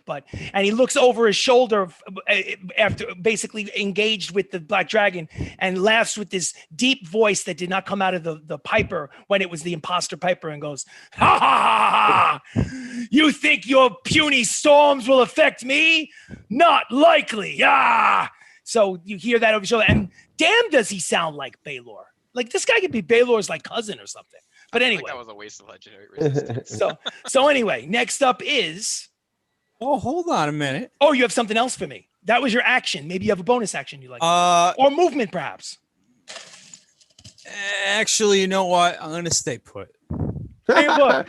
Make a big deal, man. Hold on. Hold on. Oh wait. I was thinking about it, and I'm like, you know what? Nah, I'm just gonna stay where I am. Okay, so next up after Pia is Sirach. Sirach, you're still kind of in the doorway, not at risk for imminent physical damage at this moment. What would you like to do? Well, seeing that Kara and Theoden are wrapped up right now. Yes, Kara and Theoden. Sirach is going to muster his, all of his strength and do kind of like a Wally West thing. I'm going to conjure Zephyr. I'm going to cast Zephyr Strike, which allows me to move like the wind Zephyr? And go right in between the two squids. And I will start making sushi. Sushi. Now, to explain, what is Zephyr Strike exactly? Is that like a ranger ability? So it's a spell. Okay. And basically, until the end of the spell, which is a minute, I think. If it's a minute is usually 10 rounds. So let's just assume that it's for the balance of the fight. What does it do for you? Let me just double check real quick. Okay. I forget exactly how long it is. While he's double checking, I forgot to use my eyeball. Oh, you know what? No, that's okay. Right after Sirach, we'll do the eyeball. I am an ass. I know. No, that's fine. That's totally fine. We can do the eyeball attack. All right. You knew you were forgetting something. So tell me about the Zephyr. So okay, it is a minute. So the balance of the fight. So for a minute, I do not provoke opportunities of attack with my movement. Gotcha. And once before the spell ends, I can give myself advantage on a weapon attack. Okay. And that attack will deal an extra 1d8 force damage on that. Nice. So you get to choose which one is the advantage and which one gets the extra damage. No problem. So now. Well, no, the advantage one, if it hits, gets the extra damage. Got you. Yeah. Okay, cool. And then also my movement speed is increased by 30 feet until the end. Wow. So what are you up to? 70? Or 60? Well, so if I make if I hit with that, it's only for that one round, that one turn. Gotcha. So if you hit, I would end up with turn, 70 feet of movement. Wow. Okay, cool. Yeah. So it'll be up to you to keep track of all of that. So, yes, but in any event, you are now in between both of the floating demon squids that are constricting around your friends. One a little bit more important than the other, if we be completely honest. I'm not going to say which one Theoden, but anyway. Save Kara. So what would you like to do, Sirach? So I'm going to try to keep track of this. All right, so I will first attack with a scimitar on the one holding Theoden. Scimitar of speed with a dull red blade given to you by your pact lord that hums when it cuts. An 18 to hit. Soaks the blade. 18 to hit does. Sorry, no, that's I was looking at the rapier. Even better. A dirty 20 to hit. Dirty 20 does hit the floating squid demon. Which one were you attacking? The one holding Theoden. Got you. Done deal. So we're gonna. As he slices into the demon squid, the liquid blood, the dark liquid blood, actually doesn't strike the floor or splatter. It gets absorbed and inhaled into his sword as if eating it. So how much damage does the scimitar of speed do? That is going to be 15 points of damage. Gotcha. Okay, no problem. Duly noted. Then I will strike it again. Strike again with the rapier. Rapier. That's a 17 plus 9 to hit. That is a successful hit. Yes, please roll for damage. And that will be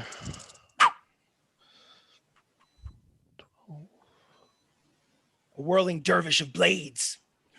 17 points of damage. 17 points of damage. He's cutting Gucci time.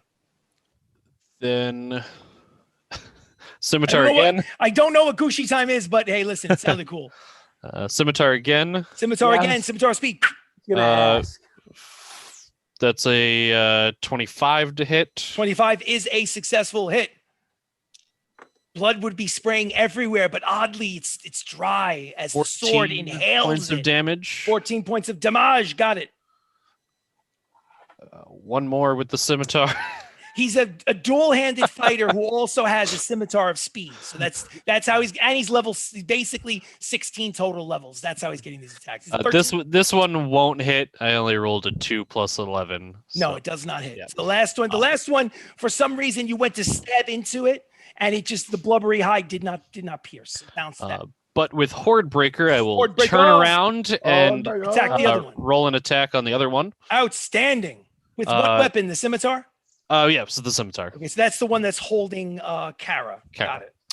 So that's a 24 to hit. Does hit, yes. And that will be Horde Breaker. Hold my god. 14 points of damage to that one as 14 well. points. Yes, got it. And then I will get myself out of there. I will No run- attack of opportunity because of your spell. Yep. So he phases in and out of experience. Boom, he's gone. So where are you moving to? I will move into the room Okay. to one of the right next to the closest pillar. Okay. Kind of off to the opposite direction that Baka went. Gotcha. So But- you're 30 feet from the dragon and the boss on Okay. the opposite side of the room and 30 feet from the entranceway where the two floating squids are. So Okay. imagine like a total of 60 feet. You're 30 feet between each. All so right. put you, let's Sirach over here. Gotcha. No problem. Okay, cool. It looks like a big mess on my page, but I'll keep track of it the best I can. All right. So that was it's Ginsu time with Sirach. After that is Theoden. Now we're making octopus balls. Wait, let Aiden, me you do have the a- eyeball. Oh yes, eyeball. I apologize. No, So it's the- okay because I the- forgot. So the summoned demon of his own says, "Oh, so you it says now here's what I want you to do. Hold on one second. You said destroy them. Okay, those Yes. were your exact words. Those so are my exact I'm. words. What is the intelligence of this creature? It says 16 plus 3. Okay, it succeeded in its role. I was checking to see if it was dumb enough to not know who you were intending, and that maybe it was just them means anybody in the room. I Wow. knew you But were going to it's- pull that. But it's smart enough to realize that who you're referred to by your expression on your face and the way you motioned. So by all means, take control of your eyeball and attack who you wish. All right, so I am going, because it can hover, I'm going to have it hover up out of reach of anything. Yes. Okay. And then I'm going to have it aim at the squid holding Theoden. Go for it. And he gets 2 attacks. It's they're both the same, but it's an eye ray. And it's a ranged 150-foot range. Like a laser beam. And it shares my spell attack modifier to So it's hit. plus what? So it's my spell attack bonus, right? Spell yes, whatever is So plus. that's plus 13. Yes. So I'm 16th gonna level. roll that. A warlock. You guys are basically gods. I have to throw gods at you to even break a sweat. So that's Right. 13 plus 6, Well, 19. I'm sitting here with 19 half- is a successful hit with the laser beam eye of the. Excellent. So then that's eye 1d8 plus 7. Let me know what the damage is, and I will. Oh, I rolled an 8. No shit. 8 plus 7 is 15 points. What kind of damage? Psychic. Psychic damage. Nice. Can't Sidekick. psychic. So the Theoden is this one. You said 15. So And then I'm gonna do another one. that's the one, by the way, that took the most damage from the sword strikes from Sirach. And to be honest with you, it's starting to look like it's falling apart because that's Beautiful. just a lot of sword strikes and damage. So what's next? The other one I actually want to. You know what? No, let's destroy the one on Theoden. Okay, go for we it. need him. Roll to attack, please. Yep. So, 17 plus 13. 30. A dirty 30 is certainly is a hit. That is a hit. And then Give me some D8 damage. plus 7, and that's 3 plus 7. 3 So plus 10. 7, 10 points of damage. I have to be honest with you. You don't know how far along it is, but it's a mess. It looks like a piece of Swiss cheese at this point. Awesome. So anyway, is your And turn then I'm over? done. You're done. So yeah, it's done. So the eye stalk is done. So now we go to Theoden. Theoden, here is your choice. Is Theoden here? He's not. Dun, dun, dun, dun. Let's actually go back to the gallery view. He probably has gone to the bathroom. This is Shenanigans ttRPG, and we play Dungeons and Dragons Monday nights, usually at 6 o'clock Eastern Standard Time. Thank you so much for joining us. If you're watching us on YouTube, and where else would you be watching us?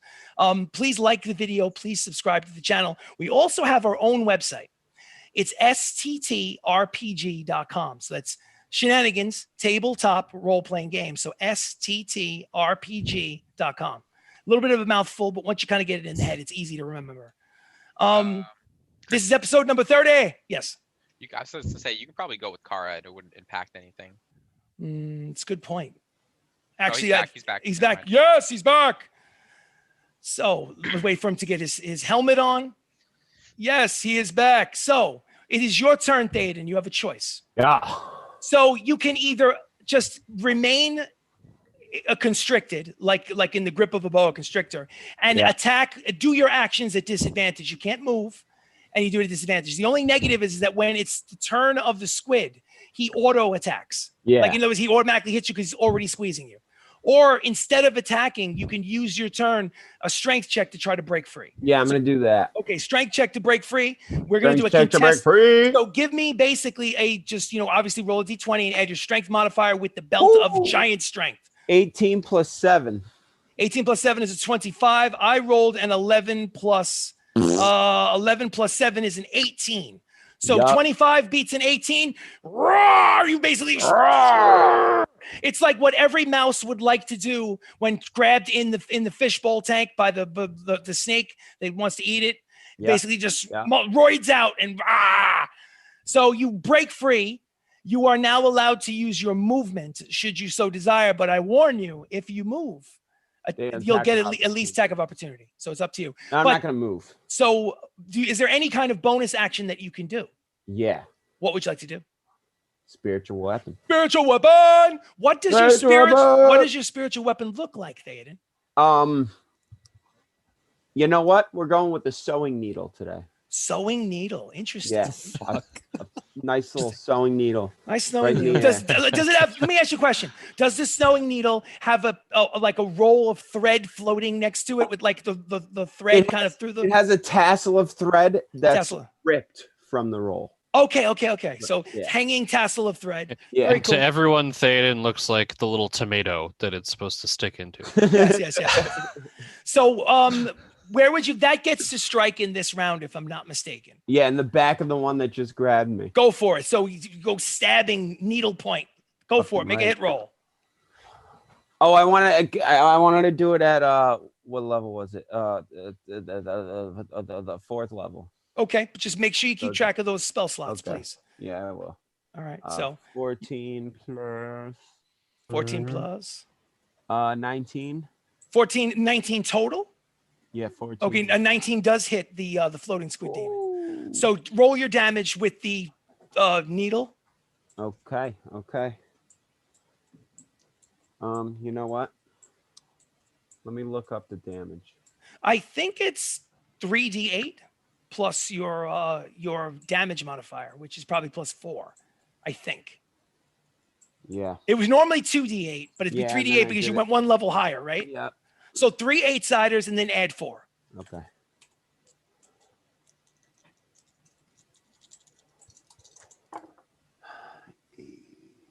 Eight plus 7 plus 4 15, 19, so 19, plus 4 then. 23. So Yeah. 23 points of needle point damage. This thing looks like a mess. It looks like seriously, it looks totally like Swiss cheese right at this Fucking point. right. But it is not defeated as of yet. Your turn is now over. Now it is Rex's turn. Rexa, is going to breathe acid breath weapon on the boss. Let's see. He is going to use one of his, well, actually, let me see if I succeed in the saving throw. He succeeds in the saving throw normally, so he takes half damage of the acid. So she breathes acid, spits acid right at the main boss, and does half of damage, would be 35 points of damage to the boss. 11. He's burning that ability. Well, no, he didn't use it. He was thinking of using it, but I made an actual successful roll. So he still has 2 legendary resistances yet. He has the ability to make the roll, and then if he fails, use the resistance to turn the fail into a success. So let's see. Let me just do the math. Okay. She was basically very reminiscent of the necrotic damage from like your Eldritch Blast, except without the maggots. Like liquid comes firing out, steam rises up, and the big bad boss goes, ha ha ha! This is enjoyable. I met my match this day. Ha! So anyway, they're basically giving it back and forth to each other. It seems like he's not intimidated by this black dragon at all. So after Rexa goes, Kara goes. Kara is going to, let's see. She's going to try to break free because she's going to panic. She rolls a 9 plus her strength, which is a +0. So she only rolled a 9. Oh, actually, let me make sure she doesn't have a bonus. No, she doesn't. Wisdom and Constitution is her bonus. So she rolled a 9. The squid rolled a 2 plus. Ooh. 2 plus 7 is a 9. So it's a 9 versus a 9. I'm going to roll again. So it's Kara this time rolled a 4, unfortunately, and the squid rolled an 18 plus a 7 is a 25. So she almost broke free. She broke free of like 3 of the 4 squid arms and was about to get away, and the last one wrapped around her ankle and pulled her right back in and wrapped all around her again. She almost got away. So her turn is over. We go to Baka. Baka, you're hiding behind that pillar. What would you like to do? Stay there. I'm gonna sneak up and stealth attack. Yes. Okay. Let me just give you just a suggestion. It's just a suggestion. You still can do whatever you want. Right now, you're already in a hidden position. So if you use a ranged attack, you get the sneak attack bonus. But in moving, you have to succeed again. I'll do that. You'll do that. Okay. Cool. All right. So you're gonna roll a stealth movement you're gonna try to flank the boss. Okay, so movement to try to get into behind him. Give me a stealth check. 29. 29. I rolled a 17 plus. Where is it? 17 plus 9 is 26. What did you roll? 29. Okay, so your 29 beats my 26. So he is not aware of the fact that you snuck up behind him. Give me an attack with advantage with all of your on the first attack with all of your sneak attack bonus damage. I'm just gonna guess the boss is immune to poison. So should I calculate that He is immune to poison. Don't even calculate it. Yeah, I figured. Yeah, it was a good idea to coat the weapon, but he's immune to poison. 29 to hit with the Historian. Historian is 29 to hit is a hit. Okay. So you can sneak up behind him and stab him right in the back as he's faced off with the dragon. Oh, drop my dice. Where the fuck did it go? I'll get it later. So you get the Yep. Not only do you get the regular damage for the weapon, but you also fiend, get right? a fiend attack damage because he's a fiend. It's the Historian sword, and you get your sneak attack damage. So add all that shit together. Let me know what it is. Okay. Anybody that will be watching would know that you got him good. 21 with just the base, and then with stealth. Oh my god. Do you want me to write that down, or are you going to give me the? No, I got it. Okay. Need a calculator? Nope, I'm good. I'm good. I hope so. I want you guys to win.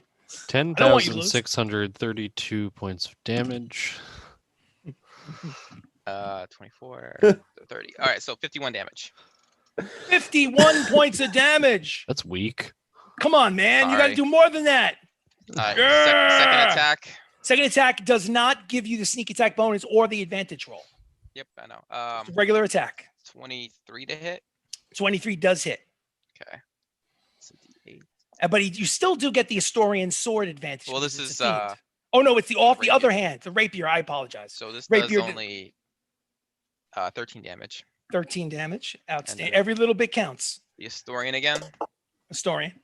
And I'm gonna use well, hold on. Does 19 hit? 19 does hit. 19 Okay. is its armor class. All right, Astorian then. 14, 18, 20 damage. 20 damage. 20 damage. Certainly. Is that your final action? That is, unless I use my movement. You use your movement. You used stealth, so which I will consider to be like a hide your bonus action. And yeah, I guess that's everything. And okay, so cool. So next up in the combat round is Baylor. So Baylor is going to turn around and attack you because when you stabbed him in the back, he was like, that shit hurt.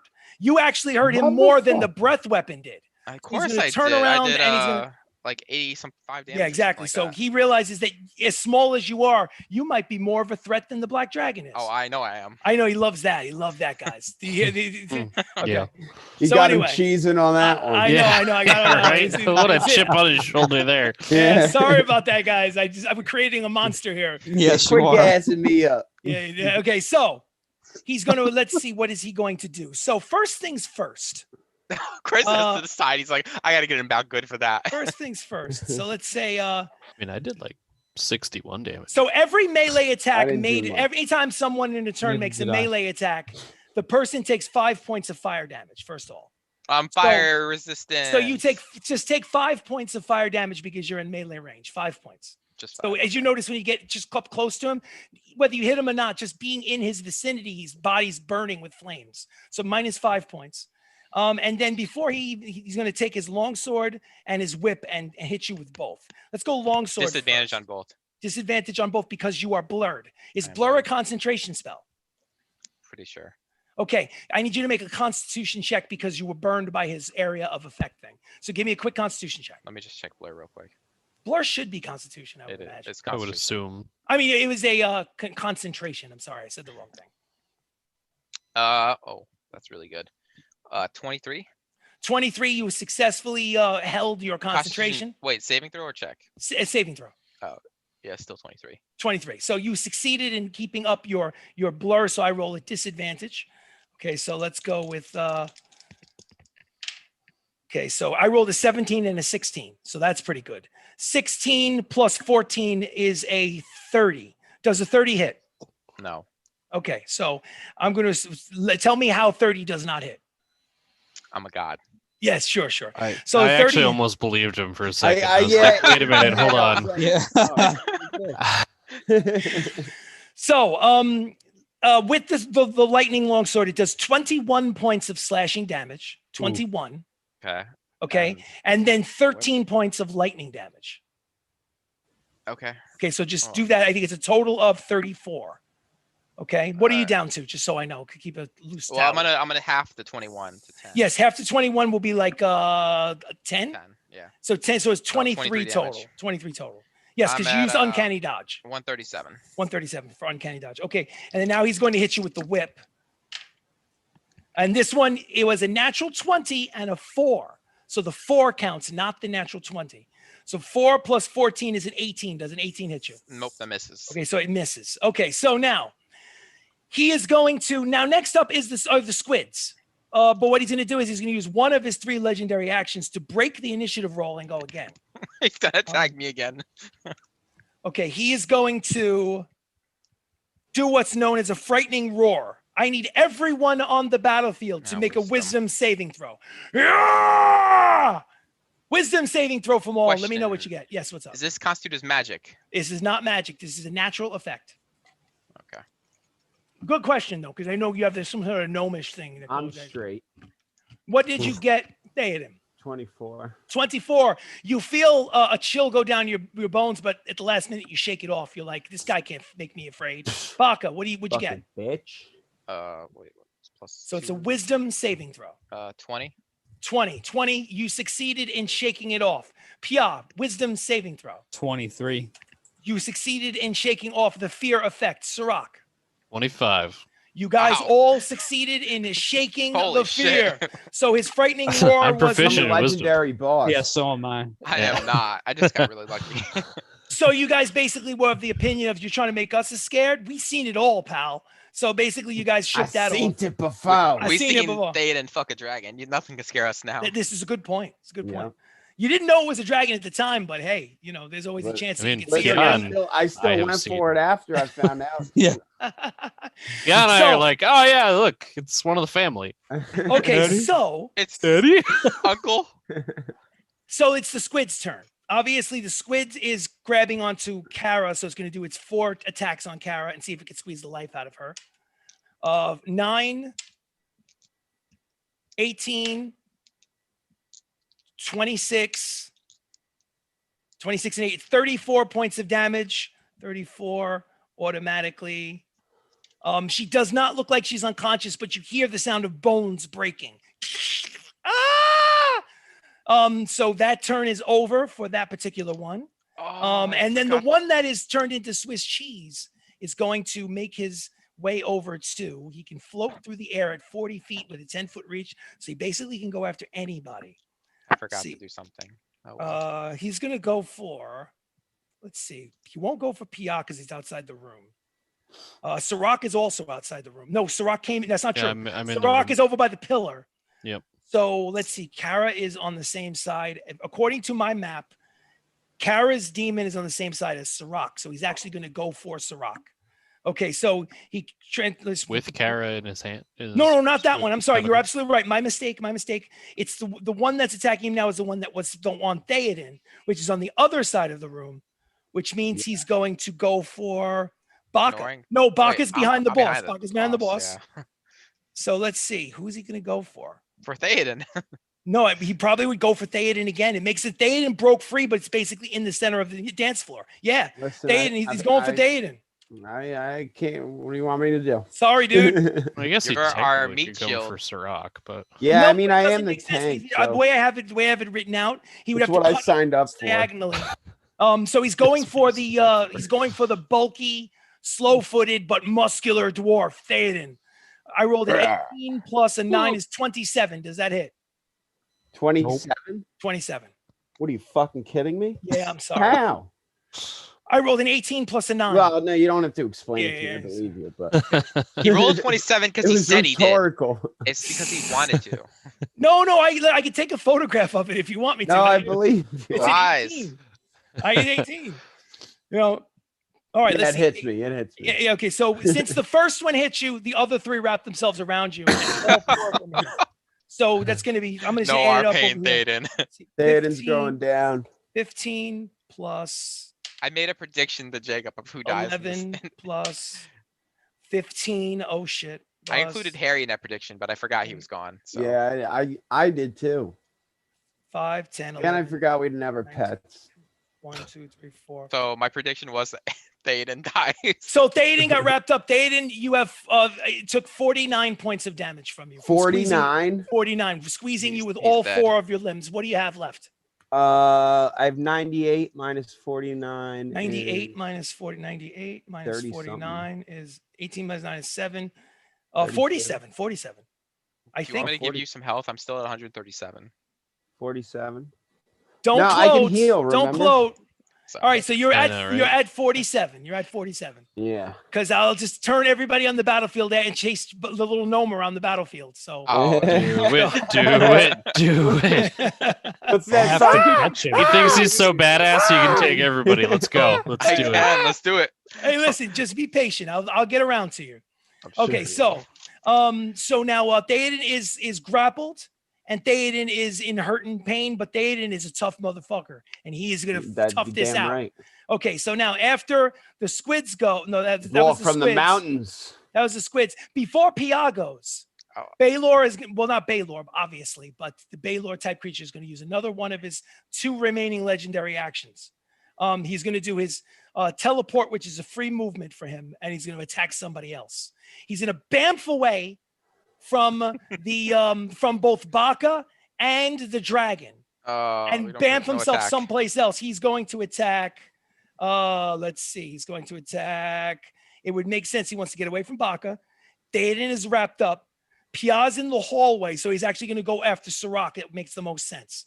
So he's Okay. going to go after Sirach. Let's go boss to Sirach. It's All not right, going after PI? I have to roll at disadvantage. Disadvantage. Yep. Disadvantage. I rolled a 14 and an 11. 11 plus 14 is 25 with the sword. Does the sword Yeah, hit? that hits. Okay, so he does with his lightning infused longsword, whoosh, 21 slashing Yikes. Okay. and 13 lightning. So it's a total of 34 points of damage. So annoyed. I Alright. forgot to repost him when he missed that attack on me. Okay. Ooh. Ooh. It probably wouldn't happen, but Tell I'll me. try it anyway. Can I Hellish Rebuke? Tell me about Hellish Rebuke. It's a reaction. Yeah, it's a reaction when I get hit. What do? You basically spit some rhymes at him or something? What happens? Yeah. Tell me. Well, I haven't used it ever. Yes. So let's Give me a hot educate second. ourselves. So reaction. Point my finger at the creature that damaged you, and then put hellish flames around it. Must succeed a dexterity saving throw or take 2d10 fire damage on a failed Okay. save, or half. But he's probably You immune have done to it. fire. You have done it out of the spur of the moment. You did it, and then you realize, oh shit, he's immune to fire. So he actually just Yeah. basically feels like he was in a warm bath. So, That's fair. but that's only your It's helpful. reaction. So is there now since you did that Sirrah. reaction, Thanks for he pampering me. still has his whip attack. His whip attack has a 30-foot reach. Jesus.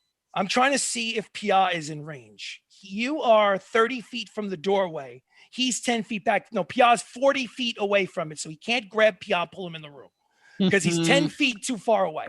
But he's looked in the doorway and he was thinking about throwing a whip at you, but you're a little bit too far away. So then instead, what he's going to do is who's he going to pull towards him? He doesn't want Baka towards him at the moment. He wants, Kara is inhaled. He's next to Sirach. He's just going to hit Sirach. Just gonna hit the rock. So I rolled a 14 and an 8. 8 plus 14 is 22. What is your armor class? Because he already hit me before, I get Yes. to boost my armor class by 4, so Oh, that shit. makes it a 23. Why?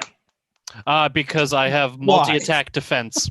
Multi-attack defense. Explain to us quickly what multi-attack defense is. When a creature hits you with an attack, you gain a +4 bonus to AC against all subsequent attacks made by that creature for the rest of the turn. Outstanding. So because of that ability, is that a ranger ability? Yeah. It's Ranger the first time ability- I've actually been able to pull it off.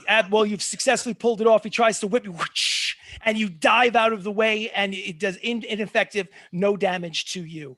So that was his second of his 3 legendary actions. He's next up is Pia. Pia, what would you like to do? Stay where the fuck I am. Yes, you're staying right there. And since I'm out of spell slots, I'm assuming. Just say you're out of spell slots. Uh-huh. Great. Me too. And I'm gonna go ahead and assume my Eldritch Blast isn't gonna work on any of these things. So I'm gonna go ahead and I guess hit the squid that has Theoden again Okay. with Ray of Frost. Go for it. All right. Ray of Frost. Ray of Ray of Frost is that's a natural 1. So Natural never 1, the Ray mind. of Frost. Okay, do me a favor. Make another hit roll for me, please. Fuck. And that was a 3+. Okay, so luckily the second hit roll was for Theoden, it did not strike him instead. So Wow, so okay. the Ray of Frost goes wide, ineffective. You're not moving. You did your action. Is there any kind of bonus action that you'd like to do, or I don't have one, but I can move over to the eyeball now.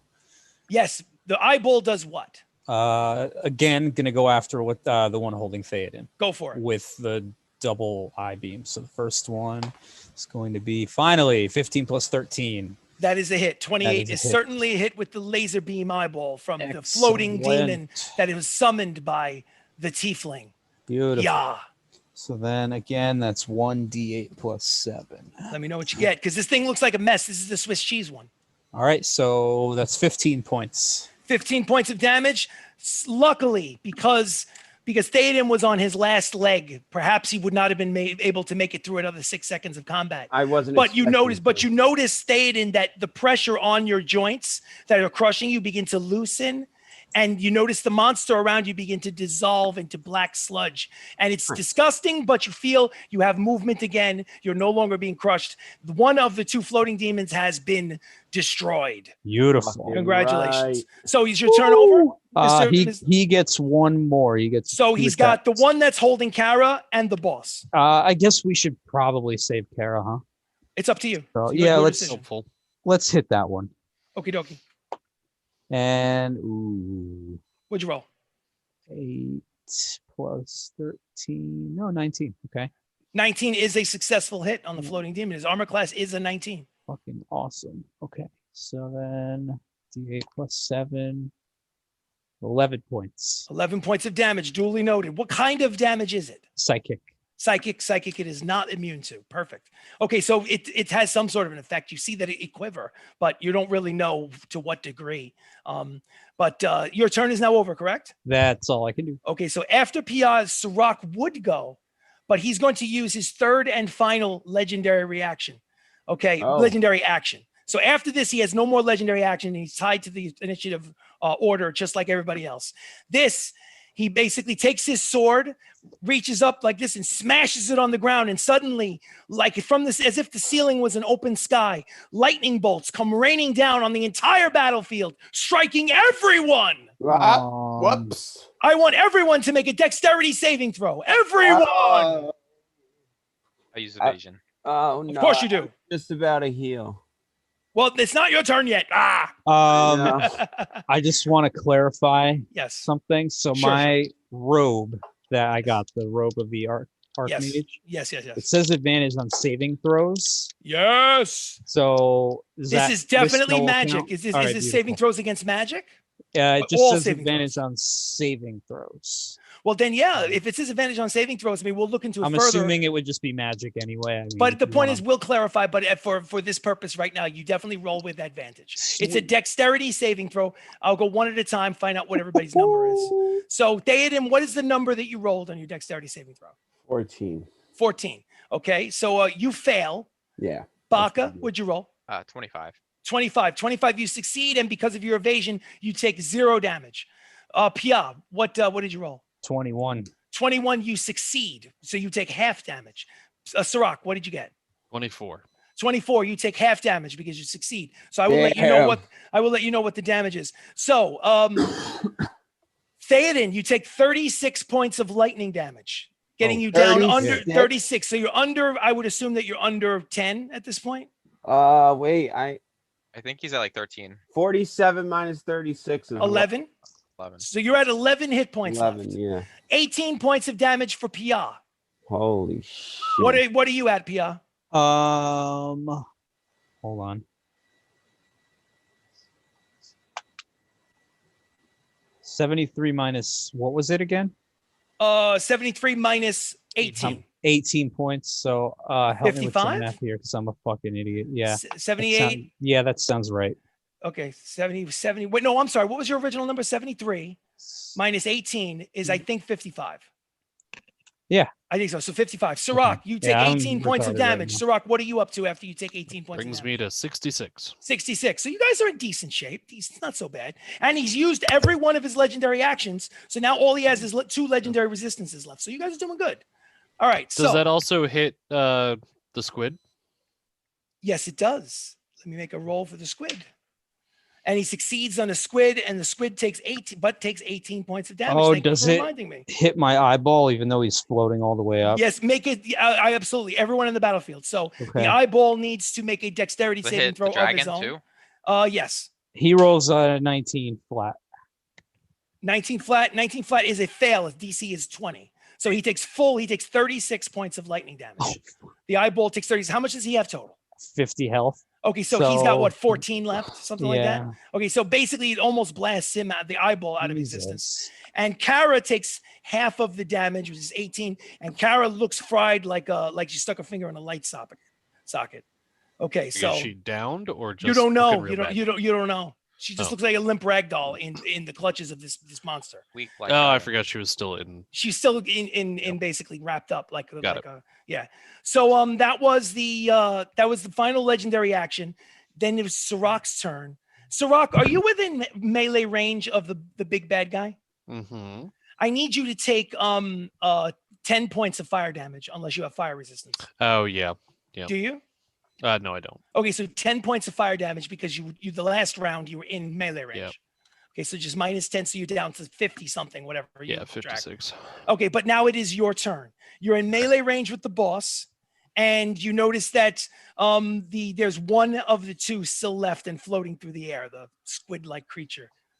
It's starting to let up its arms on the limp body of Kara Glanville as she slumps down to the ground. She looks like Kara looks like charcoal at this point. What would you like to do, sir? I'm gonna try to save Kara. Okay, go for it. So I'm rushing over there and starting to hack away. So Because you did your Zephyr thing, I'm not allowed to give you an attack. You can't. Nope. No attack of opportunity. You say, bah! You can't hit me. Okay. Huzzah! Huzzah! So a 19 on the first attack. 19 on the first is a hit. Okay. Ooh. Max damage. So that's 19 points of damage. Oh, nice. Nice. You know that with that particular swipe of your scimitar, that one bit deep. You felt like it hit something solid, like an internal organ or something. Then with next? The rapier will be a dirty 20 to hit. Dirty 20 is a hit. For 13 points of damage. Outstanding. What else you got? Back to the scimitar again. Whirling dervish of blades. Like a factory. Just in case. Actually, you know what? No, I won't roll advantage for that quite yet. I guess I should have. It's a 17 to hit. 17 to hit. 17 is not a hit, unfortunately. Yeah. Can I use my channel divinity? On your turn, you can. Well, it's a reaction. Oh, it is? You have a reaction as a channel divinity? More God's blessing, yeah. Well, tell me, explain to us very quickly what it is. When a creature within 30 feet of you makes an attack roll, you can use your reaction to grant that creature plus 10 to bonus. Oh, yeah, sure. Roll. That 17 is now a 27 thanks to the spiritual guidance of Theoden. What did you say, Theoden? What did you say? I said, Sirach, get this motherfucker. Absolutely. I think that'll go down in the annals of history. Unfortunately, there's no one here to write it down. Oh, shit. Sadness. We'll tell him later. So, Sirach, it's a 27. Give me your damage. 27. So that's going to be 14 points of damage. This thing is a mess. It is a Swiss cheese mess. I finally remembered one of my channels. Yes. One more on the scimitar will be a dirty 20 to hit. Dirty 20 is a hit. And that's 13 points of damage. 13 points of damage. This thing is it would be a sopping mess, except your sword inhales and absorbs all of the ichor from the beast. So it's a hungry sword. So anyway. Is it dead? No, it is not. Oh, okay. Anything else?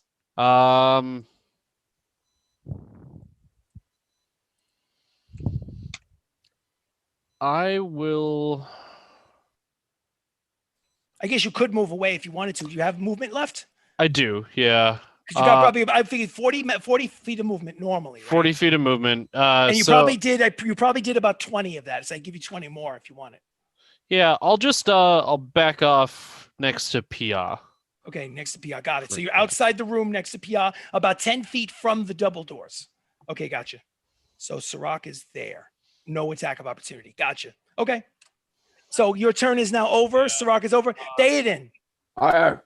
So Theoden, you are no longer restrained because the beast that had you was destroyed. What would you like to do?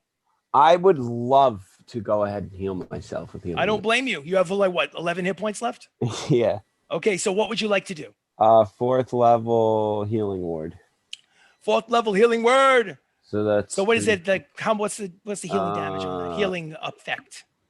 3d4. 3d4 plus your plus 4. It's plus 5. Plus 5. Okay, cool. So roll 3 4-siders and then add 5 to it, and let us know what the total is.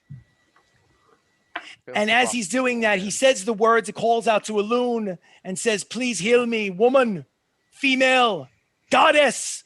And suddenly snowflakes start to fall. 13 points of healing damage. Snowflakes start to fall down from the ceiling as if you were outside in a snowstorm. Sticks out his tongue. A snowflake hits his tongue and he feels better. Better. Yeah, exactly. So anyway, so your turn is over. Snowflakes. Well, I still got my spiritual weapon. Yes, you do. Attack with your spiritual weapon. Where is the spiritual weapon? Can move 20 feet. Where's it going? There's one. There's one of these fuckers that looks like it may have just killed Kara. You're not sure because she just honestly looks like a piece of beef. What's the one that's that been cooked. Sirach just hit? The one that Sirach just hit the is the he was fighting the boss previously. No, wait. Sirach, who are you hitting? The other tentacle dude. The one that was Yeah, on no, Kara. Sirach was attacking the floating tentacle beast. All right, I'm gonna just go finish that one off. Okay, so you're gonna go finish that one off with your hammer? No, well, with the spiritual weapon. Spiritual weapon? Yeah. So the floating spectral giant needle with the thread hanging from it goes shooting through the air, very much like in Guardians of the Galaxy Zandu when he whistles and that little point goes flying through the air. What'd you get for a hit? 19. 19 is a hit. That's his armor class. With your hammer? No, well, with the spiritual weapon. Do you guys hear? Yeah, I was gonna. The floating spectral giant needle. It's someone's YouTube. We're hearing. Oh, Who's on YouTube? Somebody's on YouTube. You got to lower your volume. Who's creeping? It's okay. You can do it, but just put a low volume. I can hear myself. That's weird. That was Probably weird. Jacob. Does anybody know who it is? No, it was me. I was trying to type something to somebody.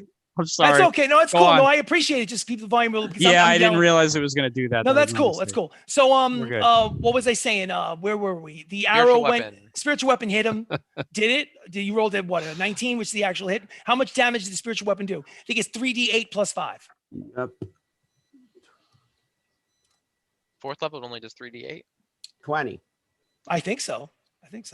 20. 20 points of damage, and he goes almost like it's like needle point from an actual sewing machine, rapid fire, stabbing it over and over and over again. And like a balloon that basically deflates, it turns into black ichor and dissolves into the ground. And the second of the two imposters are no more, leaving you with only what was once the imposter, the bootleg Baylor.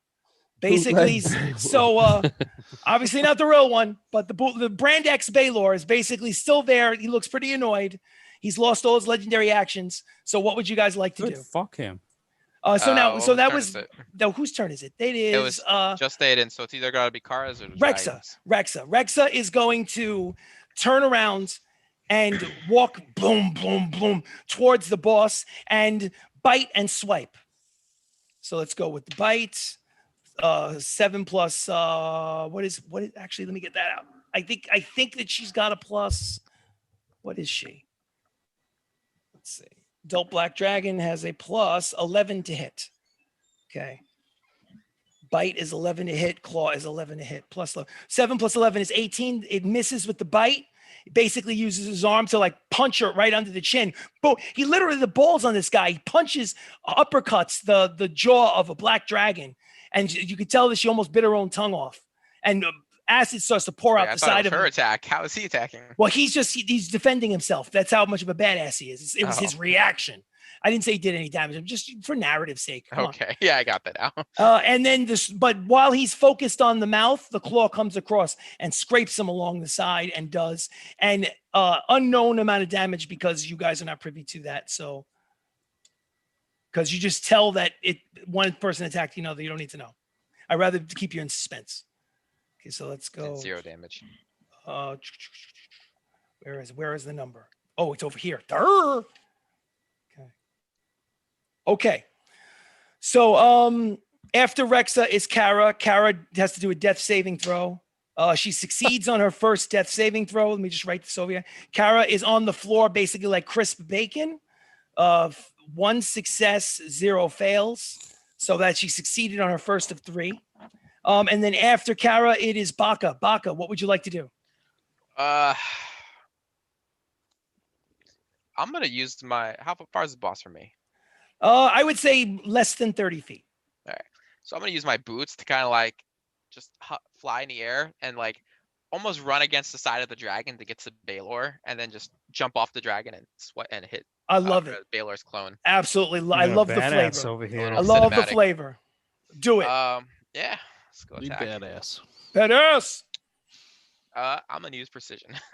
Precision, use the third out of your 4 superiority dice as your 5 levels of fighter. You only have 1 die left to make that first swing with the Historian Sword a hit.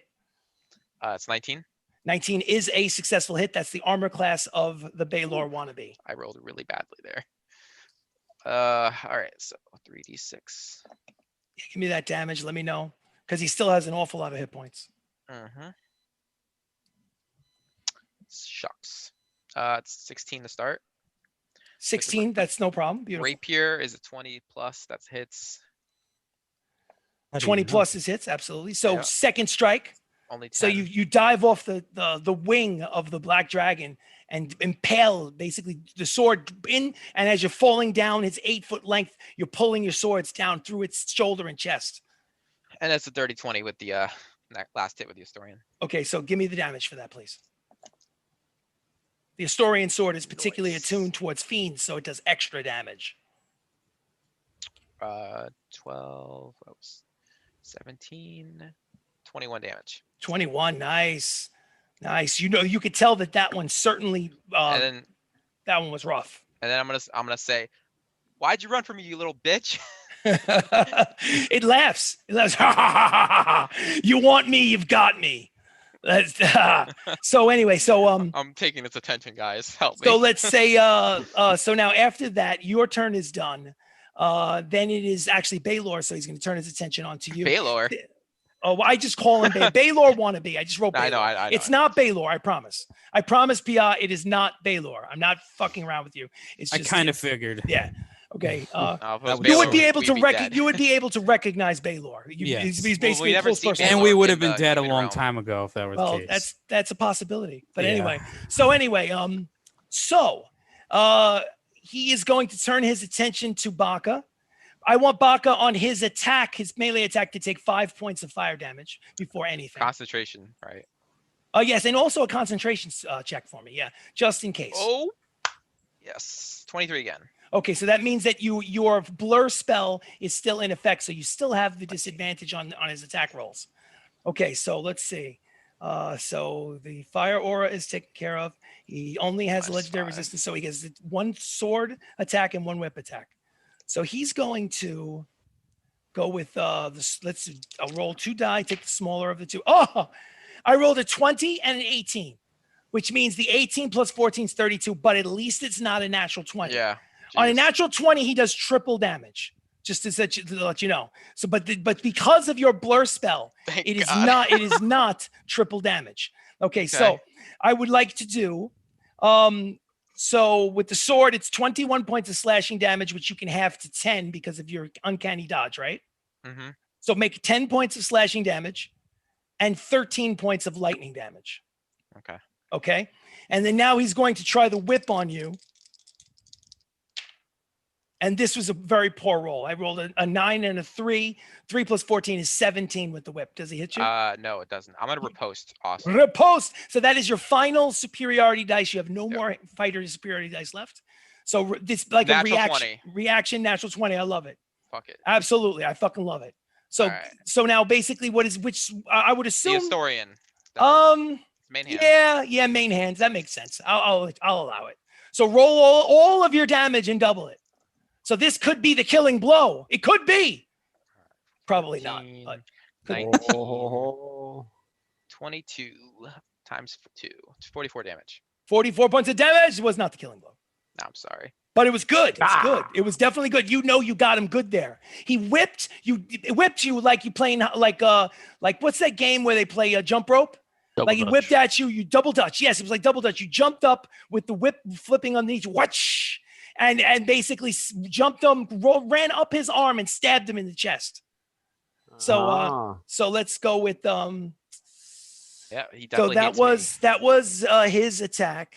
The squid, there is one. No, the squids are dead. So let's wipe the squid away. Just the boys left. Pia, what would you like to Yes. do? I'm There's gonna only see. one combat, one opponent left. Yeah, I'm Keep in gonna see if it mind, I am works. on Baylor. I'm gonna try to hit him with an Eldritch Blast. Just see. if it Eldritch Blast. One, two, or three. works. 3. 3 Eldritch Blasts. Give it to me. All right, the first one's a natural 1. Let's get this going. God damn it. Natural 1. Make a separate hit roll. Separate from the remaining 2. What'd you get? Fuck. What'd you get? Tell the truth. I am. That's a 9 plus 13. 22. Does a 22 hit you, Baka? My AC. Yes, so it hits you. I need you to roll damage for Baka. For that one the stray Eldritch Blast that unfortunately hit Baka right in the face. Wiping the shit out of your face, the maggots. It's in my mouth. 14 points. So 14 points of necrotic damage, Baka. Please remove that from your hit point total. Your Sorry. friend, errant strike. But now roll the other 2, please. Believe it or not, I'm still like 90. All right, that's better. 27. 27 is a hit. Okay, Decent and damage. we'll do the damage. Oh shit! Wow, What'd you do? I rolled a 1 Plus and then 6. 7. Okay, Okay. and then the third one is 23, 23. and that one is that's better. 12 points. 12 points. Gotcha. Make a perception check, Pia. I doubt it did anything. Yeah, I rolled a fucking 7, so I don't even know. You have no idea. You just know that you just struck the target. You're screaming at him. Yeah. Yeah, that sounds about right. So now your turn is over. And I have my eyeball still. Eyeball. right. Who's got 10 hit points left? Go for it. Yes. So he's gonna shoot his beam, and that is a 25. 25 is a hit. All right. So then we're gonna do that was a D8 plus 7, which is 5 plus 7, which is 12 points of 12. damage. Laser beam, red laser beam emits from the floating eye monster. And the other one is 18 to hit. 18 does not hit, unfortunately. All right. Okay, so the eyeball is finished. Next up is Sirach. Sirach, what would you like to do? My first step is going to be chug a greater healing potion. Bonus action, greater healing potion. Greater, I think, is what, 8d4 plus 8? Or is it 4d4 plus 8? I thought it was 4d4 plus 8. 4d4. The other one's superior. Yeah, because I think superior is 18. Yes. So it's 4 4-siders and then add 4 points. And let us know what it is.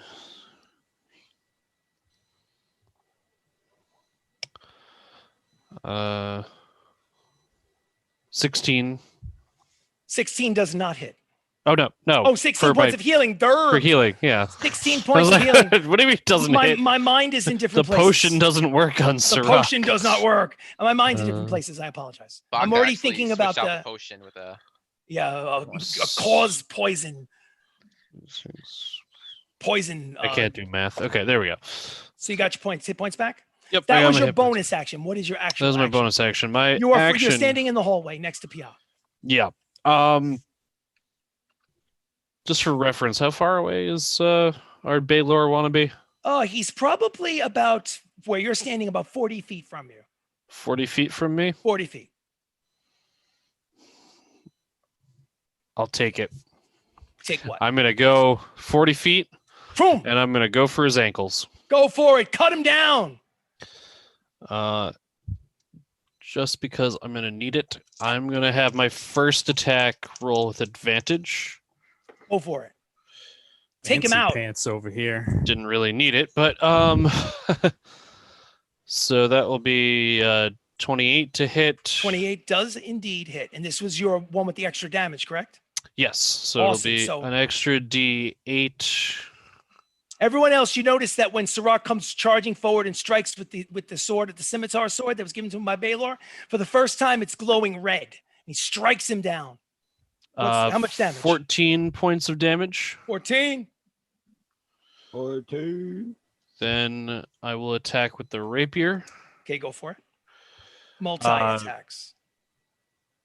It's 18 to hit. 18 does not hit. Okay. He knocks that swipe out of the way with his sword. That's Parries it. fine.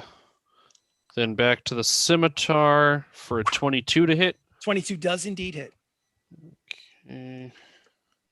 For 13 points of damage. Nice blow. He seems to be wearing down. The nicks and scratches and cuts and burns and eldritch blasts, they all have a cumulative effect. We're beginning to see him weaken. One more on the scimitar. Moving more sluggishly. For 11 points of damage. 11 points of damage. Nice. And then I am going to back my ass up 30 Using feet. that Zephyr ability so that you do not get a attack of opportunity. You get the hell out of the way. Okay, Yep. cool. So basically just kind of head back towards Pia again. Do me a favor though. 30 Take 10 points of fire damage. Oh, okay. Okay, because you went into his interior range. So how far away are you? Like 30 feet again? 40 feet? 30 feet Well, again. 30 feet. So you're kind of in the doorway. Pia is 10 feet behind you. Okay, cool. All right, so that is Sirach's turn. Theoden, what would you like to do? He's starting he's like a boxer in the late rounds that's been hit like 100 times, and he's starting to show like, I can get this, I can knock this guy out. See what Can you I got. put the shield away and attack him? Absolutely. Your bonus action is to put your shield away and attack him Okay. two-handed, so it's a D10 instead of a D8. Yep. Roll to hit with that Warhammer. Oh, how about? Oh, 19 plus 13. That is absolutely a hit. You've struck him right in the face. Why not Boom! aim for his privates? That would, take him out. Oh, it's a good You point. know what? Too late now. Too late. It was a good idea. It was a good idea. Good idea. Ooh. Ooh. Yeah, no, it's only 10. 10 points of damage. Every little bit counts. Honestly, he looked like it's like the 11th round, and you basically hit him with an uppercut, and he looks like he's wobbling. He's wobbling. Well, you have spiritual weapon? Spiritual weapon. Go for it. Cut him down. You never know. You might needle point him to death. Go for it. 17. 17 is not a hit, unfortunately. So Hey, good. the boss has not fallen. We were counting on you. Oh, I'm next so up- sorry. You were the chosen one. Yeah. You were supposed to save us. Next up is Rexa, who again will go for a bite and a She's gonna take all credit now. you guys helped me. She's So gonna she, believe it or not, she misses with the bite. She goes for the claw. She hits with the claw, and she does. Bitch slaps him right in the face. Okay. This guy is basically what it does is she grabs the thing by his horn and scrapes across with her little mini Tyrannosaurus Rex claw. Right. And basically he's trying, he's doing everything he can. He's used his other arm to stick his hand in the maw of the dragon to keep him from biting his head off. And he's locked in a death struggle with Rexa right now. But it looks like he's at that moment, the moment where he might fall. Let's see. So who is up next? Next up is Me. hold on a second. Who the hell just Kara, I think, right? Oh, that's right. So that was Rexa.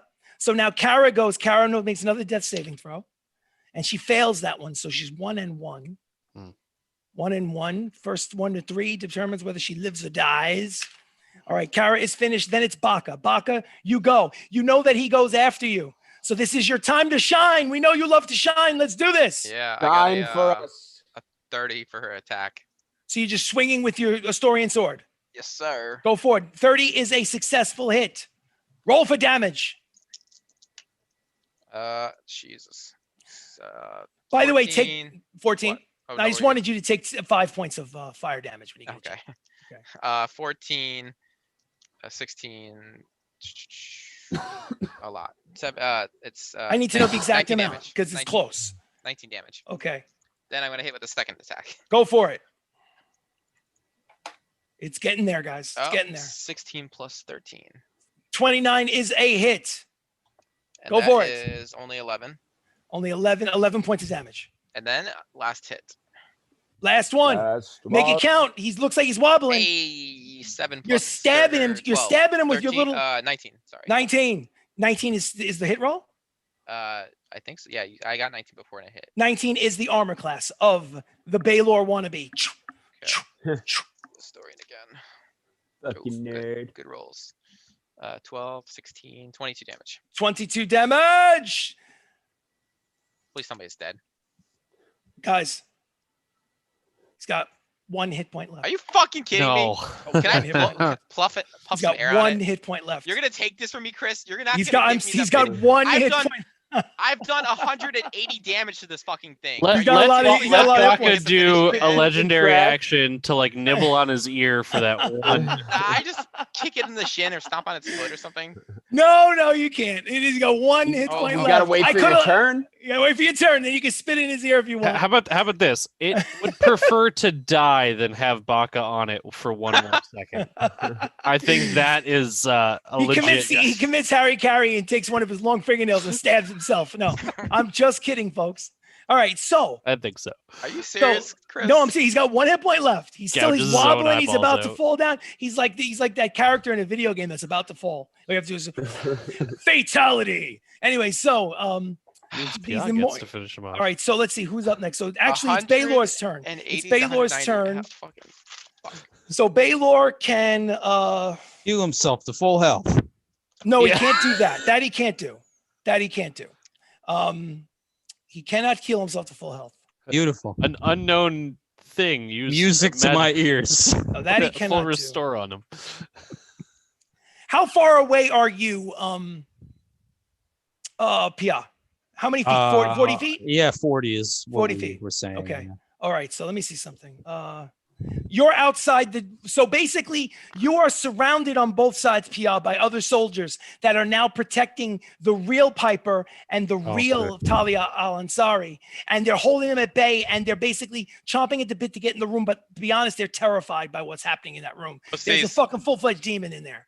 And basically on his turn, he takes his thumb and goes, Lord Bazazan, this is for you. And cuts his own throat. You fuck, Chris. And his body explodes in a 30 everyone within 30 feet. It takes I need everyone within 30 feet to do a Evasion. dexterity saving throw, please. So Chris. so you're I need you couldn't Theoden. give it to me. So well listen, sorry. Theoden, dexterity saving throw. What did you get?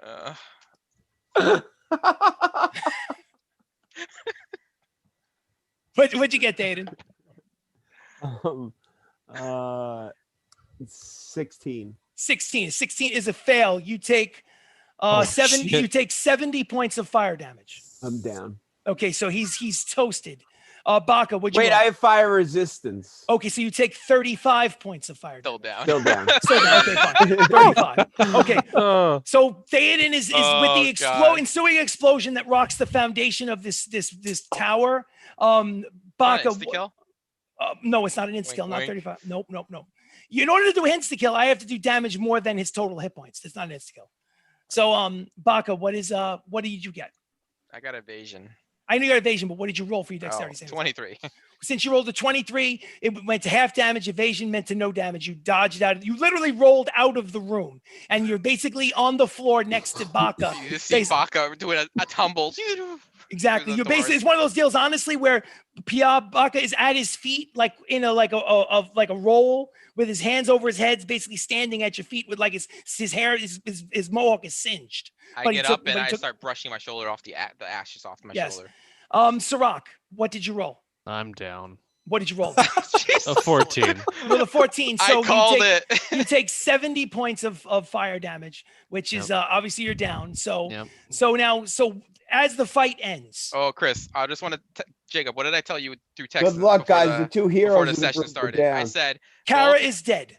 before the fight started, I Kara's said done. Sirach and Kara's- Théoden are going to go down. Yeah, but like that came down to a dexterity save. I Like, was still right. Otherwise, Yeah, like, come on now. Come on now. I still called While it. I'm soaking up all the damage. Yeah, like Looking it up. Théoden was closer, but I still I almost tanked that. I I almost was in did. the boss's We both face tanked that. half Yeah. the fucking fight. The boss was Kara, While If it wasn't for his hiding stupid behind the chip boss damage, for I would have 3 had it. rounds.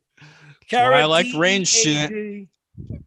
Kara is dead. I was still right though. Well, I learned with his sword, my lightning probably wouldn't affected him, so Well, he certainly That's would have why had some sort that's of. why I was like, resistance. oh, let's not even try that spell, Okay, so let me erase this off the. or else I would have deck. used all my spell slots on that. All right, check it out. Here's what we're gonna do. we will pick it up right where we left off, where conversation will ensue as you look over the battlefield and have discussions and see what happens now that the actual Lady Piper has been reinstalled as the leader of the Emerald Enclave, thanks to your efforts to rescue her throne room and the city, basically, in effect. But what we're going to do is, as players, we're going to take a break, go get something to eat, go to the bathroom, maybe, something to drink. So I got 8:43 Eastern Standard Time. 9 o'clock. 9 o'clock. 9 o'clock on the dot. Sure thing. 9 o'clock on the dot. We will return. So those of you that are watching on YouTube, we're going to let it run. Please subscribe to the channel. We are Shenanigans ttRPG, and we play Dungeons and Dragons. See you at 9 o'clock Eastern. Well, I was technically wrong. I said you guys would die, but you guys just went unconscious, which, same thing. Unconscious is not death. Unconscious is not death, my friend. Yeah, close enough. I'm really annoyed. I feel like Chris purposely left 1 health so we could do that. No, it's not true. I'm taking my headset off. That's the last thing I have to say. We are Shenanigans ttRPG, and we play Dungeons and Dragons. Thank you for joining us. This is the second half of the show, episode number 30.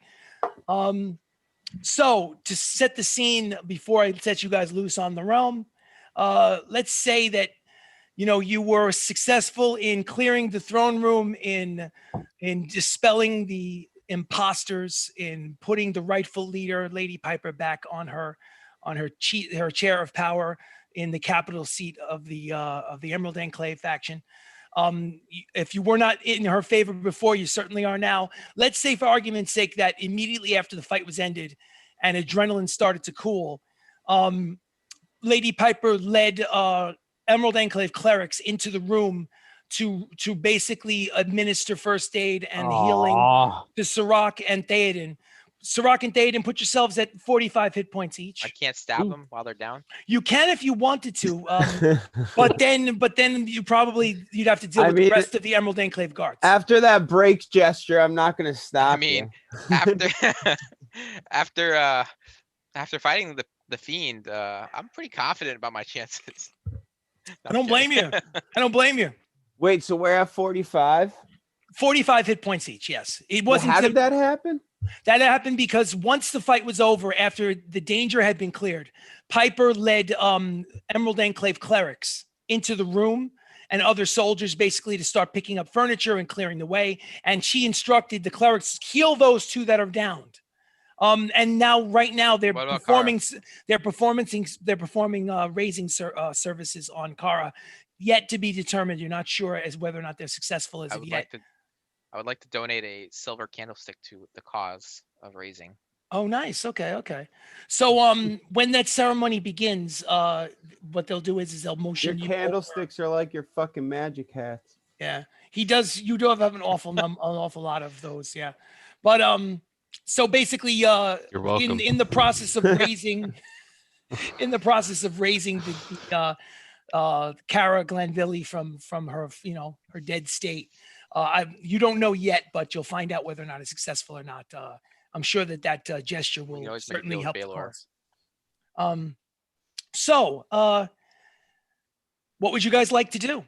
Only thing I'll say is 2 things to remind you. 1, no Harry. He is not in the throne room, even without the benefit of an investigation check. And 2, Lady Piper gathers you all together and says that she's further indebted to you. She thanks you for your assistance. She wants to throw a banquet in your honor. She needs a day or two to clear up the mess. But she definitely would like it to be in your honor. There'll be dancing and speeches and food and probably and awards and stuff in your honor. She would like to do it in a day or 2, but of course that would be up to you guys as far as when you'd be available. I think we're available now. Yeah. And well, then she said the soonest she says to you, the soonest that we'd be able to do it is perhaps tomorrow evening, if that is agreeable to the group of you. In the meantime, you'll each be given rooms here in the Central Spire. Rexa, who was the black dragon who now has transformed herself back into her human female form, basically takes it upon herself to grab an ass cheek of Theoden and go, we'll take the same room, she says. She doesn't even check with you. She automatically assumes the two of you can have the same room together. Damn. Now, just to give people who did I. don't know, Can I loot, by the way? you absolutely can loot. Who are you looting? I'm curious. The demon. Absolutely. Make an investigation Big check Daddy looking demon. for valuables. Oh, no. Well, the demon, the only thing, but even without the benefit of, well, do an investigation check first. All right, I got based on what, 4. 24. So anything that would be there, you would get. So here's the news. So the two floating squids that were once the imposter child and the captain, they turned into like ichor and slush. So they had nothing of value. They barely have carcasses. And Baelor's body was destroyed. Any weapons that he had on him or items were basically vaporized in the explosion once he slit his own neck. So there really is nothing of value to be gained from any of what was left from that fight. Even with a high roll, it's not there. I'm glaring at you, Chris. I'm sorry. That's part of the reason why he blows himself up is because he doesn't want you to have his lightning sword and his fire whip. So it's like you're not taking any of it. Boom. Yeah, I would do the same thing. So, Probably she says should've. she says that you guys will have rooms given to you each. So that would basically be 1, 2, 3, 4 rooms because Rexa basically is planning on jumping in your bed, Theoden, as she has in the past. Yeah. Just to give the audience an idea. The reason why this particular character is named Rexa, I do this often, is because she's in the spitting image of the famous pop star Bebe Rexha. So if you know what Bebe Rexha looks like, you know what the character Rexa looks like. If you don't, she's a really, really attractive human female with dark flowing hair. Her hair seems to change color every time they see her because she works as an investigation agent. On behalf a dragon. Yes, it's pretty much the cat is out of the bag. They know that she's a dragon. So Piper, there is one thing you can do for us. yes, anything, she says. Our dear friend Harry is missing. He told some guards that he was being held hostage and he escaped, and he told some of your guards and they escorted him somewhere. And I don't know if it was your guards or these other guards. Right. We should probably get him back. Right. No, of course. So give me one moment. You Pia, correct? That was your name? Yes. Okay. Over here. Come here. She waves a soldier who has the designation on him that he's a sergeant and says, Sergeant, did you hear what this gentleman said? They're looking for, describe what he looked like? Harry Harrington III. Did he have his armor on? I don't think so. No, he had to have had his armor on. Yeah. Why? He probably has like books and pens, He's a all writer. around his belt, and He's he's got a short shield, So a human, little mace, dwarf. and Okay. he's a Dwarf, dwarf yeah. with very little facial hair. Okay. And he goes back and talks to a couple of the people that are assigned with him. And within a few minutes, a few other soldiers come over and they And describe he's a nervous wreck. So they describe the fact. They describe the fact that one of them distinctly remembers a person fitting that description being led by 2 Emerald Enclave soldiers into the throne room. The throne room doors closed, and that was the last they saw of him. Oh shit!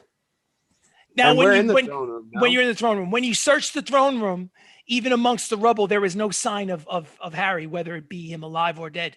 He's not in the throne room. Well, ain't that a bitch? He got taken. What did you guys do to him? Like We no. Oh, okay. I thought you were talking to us. No. Oh, I thought the Emerald Enclave soldier thought you were talking to him. I didn't do anything to him. I Look at you. What happened? Faded. Sorry, I was on the phone. What happened? I'm You're a bitch. That's what happened. Harry's nowhere Where's to be Harry? found. Last time Harry was seen was right where we're standing, essentially. Harry was seen here. Yeah. Harry was seen entering the Entering throne here. room with 2 soldiers when the imposters were still in control, and basically a cursory Well, search. Where of are the throne 2 room. soldiers? Yeah. That's a good yeah, question. Do you know these soldiers? Give me a second. Let me go. I think that was hold on one moment. And he whispers to one of his corporals, and the corporal rushes out of the throne room. And I and swear to God, if Harry's dead. after a few minutes, he rushes back and goes, "Oh, Williams and Martin are gone. They're not here. Fuck! They're not here. They're missing." And then Piper goes, What do you mean they're missing? It's possible that the individuals that are missing may not have actually been Emerald Enclave soldiers. They may have been working for this Bazazan, whoever that is. Are you fucking kidding me? Who's Chris? Who's Chris? I don't know who Chris is. All That's I know Dungeon is Master to you. yes. All I know is that Harry is not present at the moment. All right, I'm gonna run to the inn real quick. Grab the animals. You're talking about the magic menu inn where the animals are staying. We got him. Absolutely. Oh yeah, that, and then also. So Piper wants to know. So should I put off this banquet and wait for you to return? Because I mean, I would like to throw some, or should I schedule it in the? I mean, what would you like? Piper, why don't you go pick a pack of pickled peppers? We gotta find Harry. What the fuck? Harry is his lover. He seems to be. And the thing is that Rexa basically looks at you with this weird look on her face, and like she's like, "Are you okay, Theoden? What is are you all right?" No, he's not okay. We need to find Harry. Okay, you're talking about the dwarf, the one that likes to write. Yes. What did he tell the guards that pulled them away? Do we know? What do you mean? Like, well, the guards are not present. They're actually I mean, but didn't he like tell the guards something as like a distraction? He said that he was Harry Harrington III, that he was being held hostage, and they told him to come inside, and that's the last we saw of him. Oh, for God! Because when we went inside, he was gone. Well, he'll make a fine sacrifice. Oh my God! Shut up, Baka. How about instead of a banquet, we throw a search party? Throw a search party? Yeah. Well, she says. She says this to you. She says, "I'll tell you what. At the very least, like I said, rooms will be basically set aside for you here in the Central Spire building." Piper, I have an idea. One moment, Mr. Gnome. I just want to say that your description of that individual will be sent out amongst the soldiers of the Enclave, and they will keep an eye out for this individual. And you can check back, I guess, every few hours with, the Central Spire. I'm sure we'll let you know if we find him. Yes, Théoden, we need to look for him. Théoden, it hasn't been too long. Why don't we grab the Chester and have him sniff around and try to that's Harry. smart. That's smart. All right, let's do that. All right, so keep in mind that this is Chester. Let's, for argument's sake, say that the conversation took a few minutes, and in that time, he got the animals from the magic menu inn, which was nearby anyway, and got Chester and the other animals. It's basically crawling like a menagerie in this place, as the animals are sniffing around anyway. So what would you guys like to do with Chester the Blink Dog? Have him. Do we have anything? Let's give him a piece of like Harry's clothing and see if he can. Do we have a piece of Harry's clothing? Yeah, we definitely do. Yeah, it's got to be in the his packs. in the satchel. What's that? PM2 players. What satchel are you referring to? The never-ending pouch. Zippered bag of holding. The zippered bag of zippered pouch of holding. A pouch. So now, holding. suggest to me what would belong to Harry that Harry would have. Dirty underwear. A shirt. Now, why would he have done that? I don't Why understand. would you have allowed him? Why would you have allowed him to take his dirty underwear and put it in the zippered pouch? No, I wouldn't allow him. Harry wouldn't. I didn't say the satchel. I just the only thing that Harry might have kept in the zippered pouch of holding was perhaps gold or currency. Or a book. I don't even know if he would have kept it in the book because he doesn't trust you guys. Yeah. What about his backpack? Well, where do you think his backpack would be? Look where you want to do. Would you like to do a? Let's look at the inn while we go grab the animals. Okay, fair enough. So you guys are you guys gonna leave and go back to the inn? Wait, what room he wasn't even staying in a room? God damn it! That's not true. You guys had 3 rooms upstairs at the magic menu. Yeah, we'll have you gave him a separate room. What about the What about the lining, the linen that he slept on? Okay, fair enough. So Yeah. does that mean that you guys leave the central spire? What do you tell Yeah, Piper fuck it. before you head back to the magic menu? We Nothing. gotta find Harry Harrington III. Okay, so what we'll do here, she says, 2 days we can says- have a she party. says 2 days, Mr. Sirach, I think your name is Sirach. Yeah. Okay, We'll so find Harry in 2 days and then we get to feast. okay, so you know what? Today happens to be the afternoon of the 20th. Let's just say the 22nd, 2:57, 22nd of the 9th month. Let's say 8 p.m. We will have a banquet in your honor. Invitations will be sent out. There will be you will be given compensation and more such for what you've done for the Emerald Enclave and for the city of Alzando. That will be, you will be certain. Dancing, food, entertainment. It will be you will certainly enjoy yourselves. I will make sure of that. In the meantime, the city is yours, and if you need all you have to do is speak to the individuals at the front gate, and they will lead you to your rooms should you decide to use them between now and the 22nd. So thank you so much, she says, and I bid you good day, she says, as they continue to do their thing to clean up the central spire. Oh, and also, I guess now that you're back in charge, something you should probably know. Oh, yes. Since it's been a while, you might want to check on your peers in Kirillith. It's pretty fucked up over there, I think. Lots of What would be situation? what would be happening in Kirillith? kind of the same thing that happened here, but maybe a little worse. Well, I will use magical Different means. I will use magical means in which to reach out to the leaders over at Kirillith and Might be if worth they a shot. see if they need any assistance. Thank you for thank you for the information. Pia. Of Thank you course. so much. So anyway, you guys make your way to the magic menu. It only takes a few minutes. It's about 4:00 in the afternoon. It's a beautiful sunny day. It's getting a little chilly because winter is coming. No pun intended. And you make your way up to the inn. You pass the obnoxious host who doesn't say a word to you, skinny, bald, like thin wire mustache, elf, pale skin. You walk up the stairs.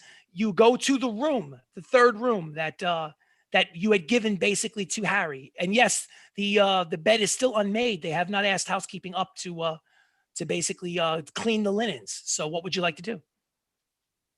I'll use my ring Put of animal Chester to work. influence to talk to Chester. Oh, Yeah. hello, dwarf man. What can I do for you, dwarf man? First off, I'm a gnome. I ain't no dwarf. I'm sorry. You're a gnome man.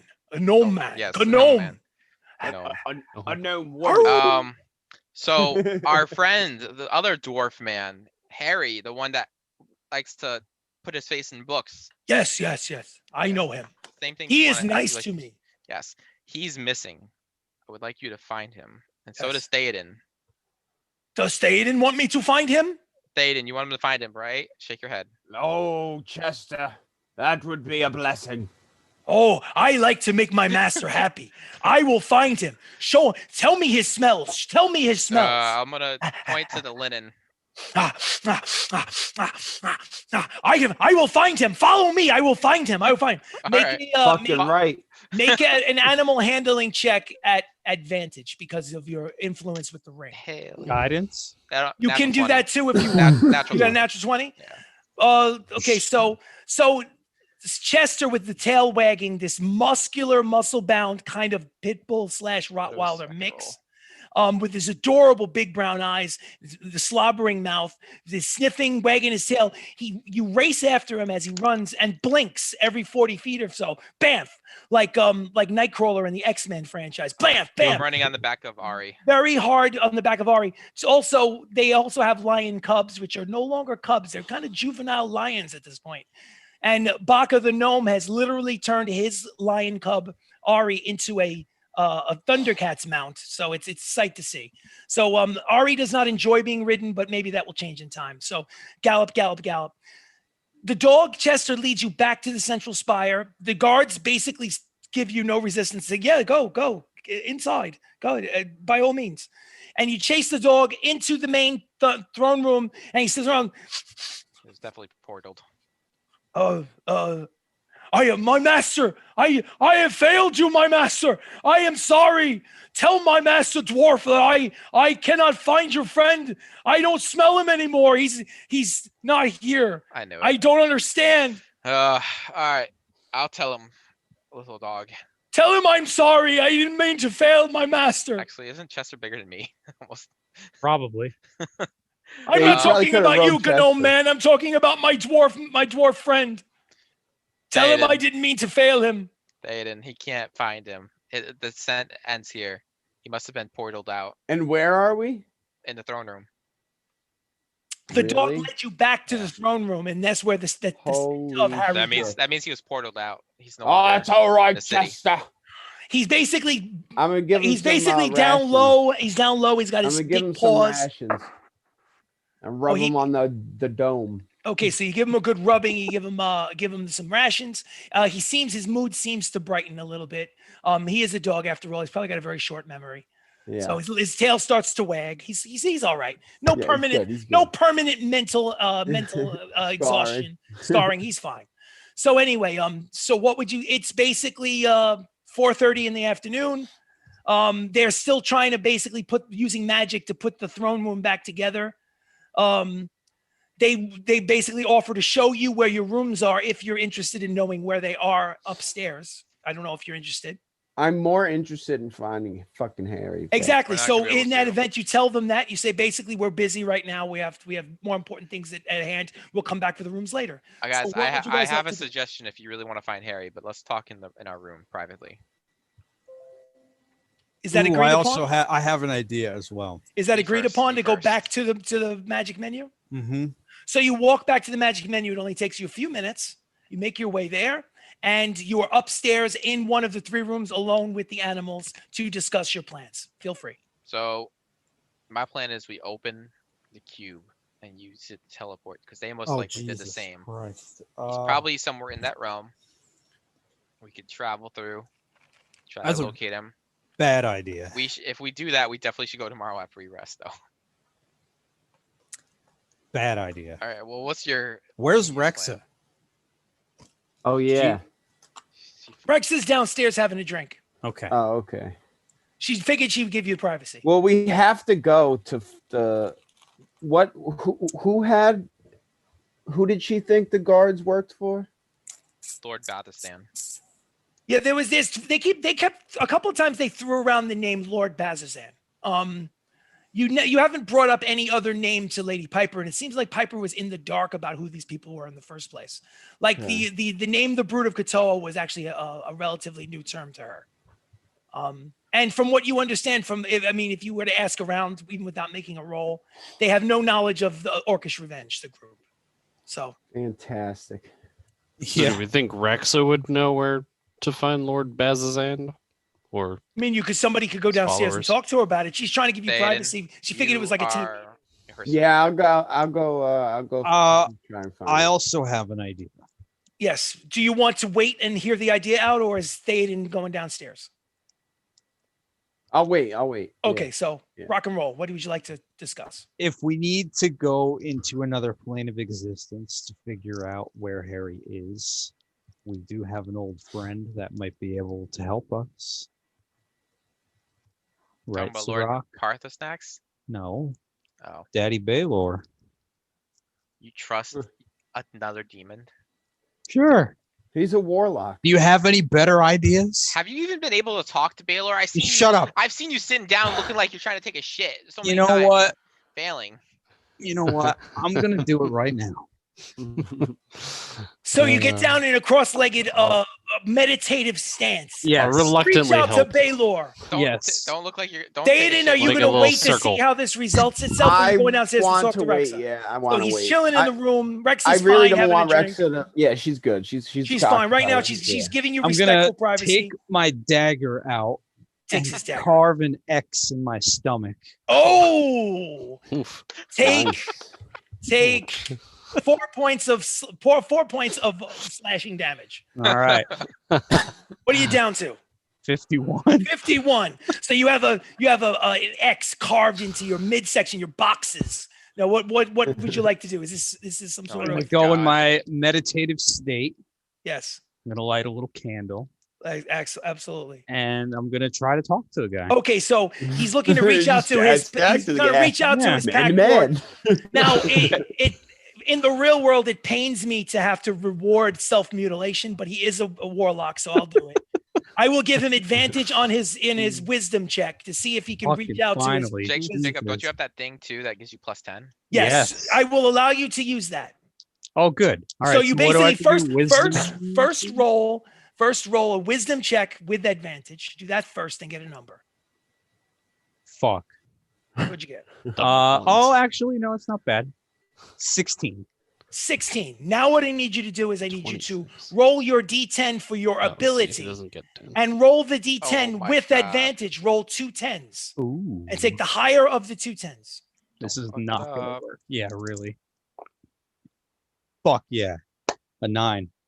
So 16 plus 9 is what? 25. Okay. 25. So you get down into this deep meditative state and you close your eyes and you feel the world begin to fall away. And you feel the heat begin to increase around you.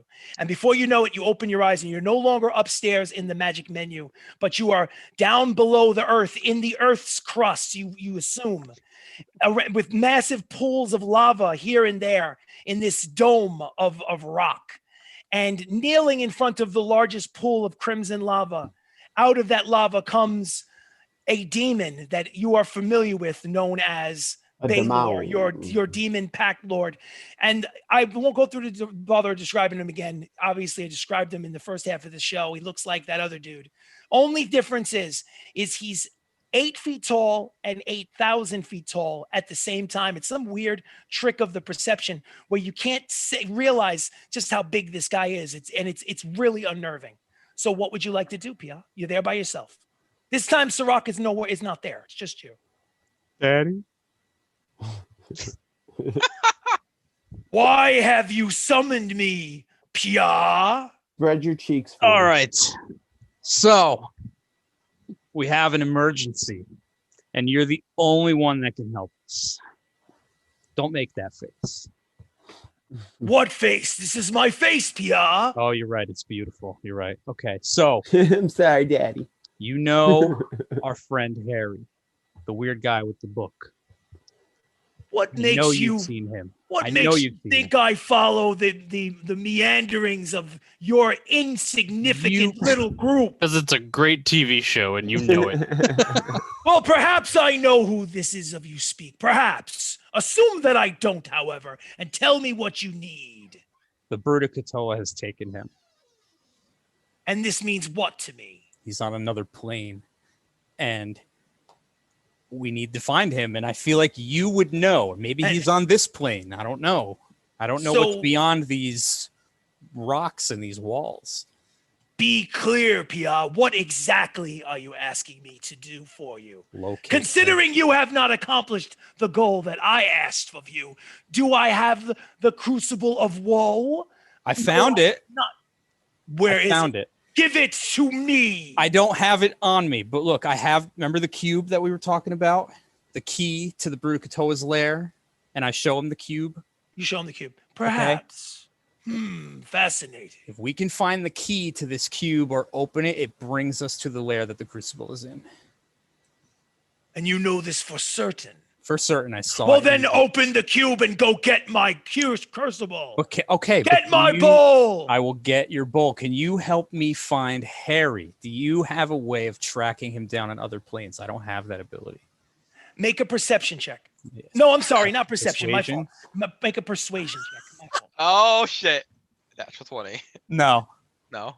A dirty 30 though. A dirty 30. Hey, that's my saying. Hey, listen, dirty 30. You know what? 19 plus 11. 19 plus 11 persuasion. That's a hell of a roll. You needed to roll really high to get him to do anything for you, but a dirty 30, man. I mean, man, are you kidding me? All right, so he huffs and puffs and snorts like hot flames, and looks at you and starts to smile and goes, perhaps this will be humorous to watch from afar. Oh boy. If I knew exactly where your Harry was being held, what would you do for me, Pierre, in exchange for this information? Tell you what. I have a friend with the strength to open the cube without the key, and we'll go there and survey the place for you. Well, that is a very valuable attribute that your friend has, because that is where he is being held. Oh, He is being held Great. in I the knew it. secret headquarters it. of the Brood of Katoa. And there you will find what you seek, not just your friend, but also the Crucible. So good luck on this very dangerous trip you shall embark on for me. Are we clear, Pierre? Bristol. So he backs Yes, off Daddy. and starts to plummet into the basically the hot lava without doing any physical harm to you for the very first time. You think you're I'm actually shocked. you're getting somewhere in the relationship between Daddy Baylor. Nice. He didn't punch you, he didn't cut you, he didn't stab you. It won't last. He just, he basically just and then all of a sudden you feel a chill go up the back of your spine, and you close your eyes to shake from it. You open it, and you're back in the room upstairs. Well, I wanted to have Ari lick his face to wake him back up. Oh, you could do that and make a roll. Actually, make an animal handling check, please, for Ari to lick his face. Advantage, I assume. Mm-hmm. It's a 21. Okay, Daddy, I'll lick his face. He looks like he needs his face licking. Yeah, he looks constipated. He needs Oh, help. meow. How to lick those wounds? So Ari, the lion cub, who's a juvenile that has the saddle on its back, the one that belongs to Baka, basically jumps in Pia's lap and causes him to wake up a little sooner than he would have liked, but not interrupting any of the conversation that he had with Baylor. You feel yourself pulled out of it in a very bizarre way, Pia. Basically, like all of a sudden you feel like you got hit in the face with like a water hose, and all of a sudden you open your eyes and there's this huge cat in your face. Oh, gross. Yeah, basically. So I'll reward Ari with some salted meat. oh, absolutely, by all means, he's very happy. You about it. approve of this behavior? Yes. You make me He sick. listened. He listened to me. I approve of that. So Doesn't does matter if he doesn't do that, so does Theoden go downstairs and talk to Rexa? Yeah, now I'm going. Okay, so he makes his way down the stairs. Rex is basically just, she's sitting at the bar by herself. She looks like she's looking off into the distance out a window as if deep in thought. She doesn't. Oh. Sweetheart. Hey, baby. What's going on with your group? Why they Listen, we gotta get to the Brood of Katoa's headquarters. Oh, that's good luck. I'm not going with you. I have You're not assignment. going with us. Theoden, I got assignments of my own. I can't just go where you guys go. I mean, I this is just a coincidence. I have a full dossier of individuals that I have to I got a question do my thing here. with. I got a question here. Would you happen to know where it is? Know where what is? The headquarters. Of what? The Brood of Katoa? Yeah. Is he retarded? Yes. Do A we little know bit. where it is? Oh, okay. Make a persuasion check, Theoden. Do we Persuasion. know? Do we know where it is? Yes. Do we? Well, we have the cube that gets us there. Yeah, but we don't know where it is. Yeah, well, it should bring us to the headquarters. It should. Yeah, but Oh, but I'd like to where? kind of know something Like about where the we're realm going. of Infernal or the realm of something. I don't know. It could be anything. Well, she basically continues to look out the window and she changes the subject on him. So when he gets back to the chair, we will continue with the conversation. Are you with us? Yeah. Cool. yeah, Okay. yeah. So she looks at you and she smiles at you. She touches your face, side of your face, grabs a bug, flicks it out. She thinks you can see from her expression on her face that she thinks the bugs are cute.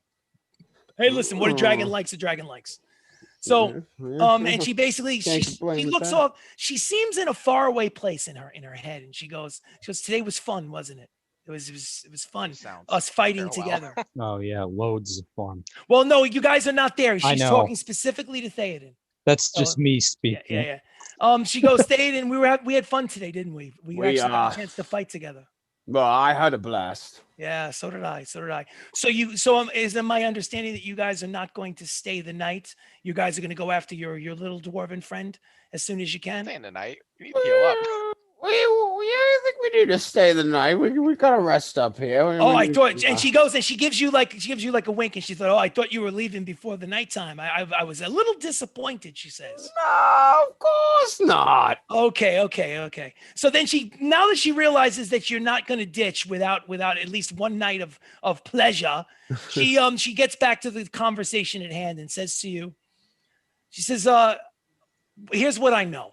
Okay, what I know, unfortunately, is not much more than you guys already know already. The brood of Katoa is an elder god.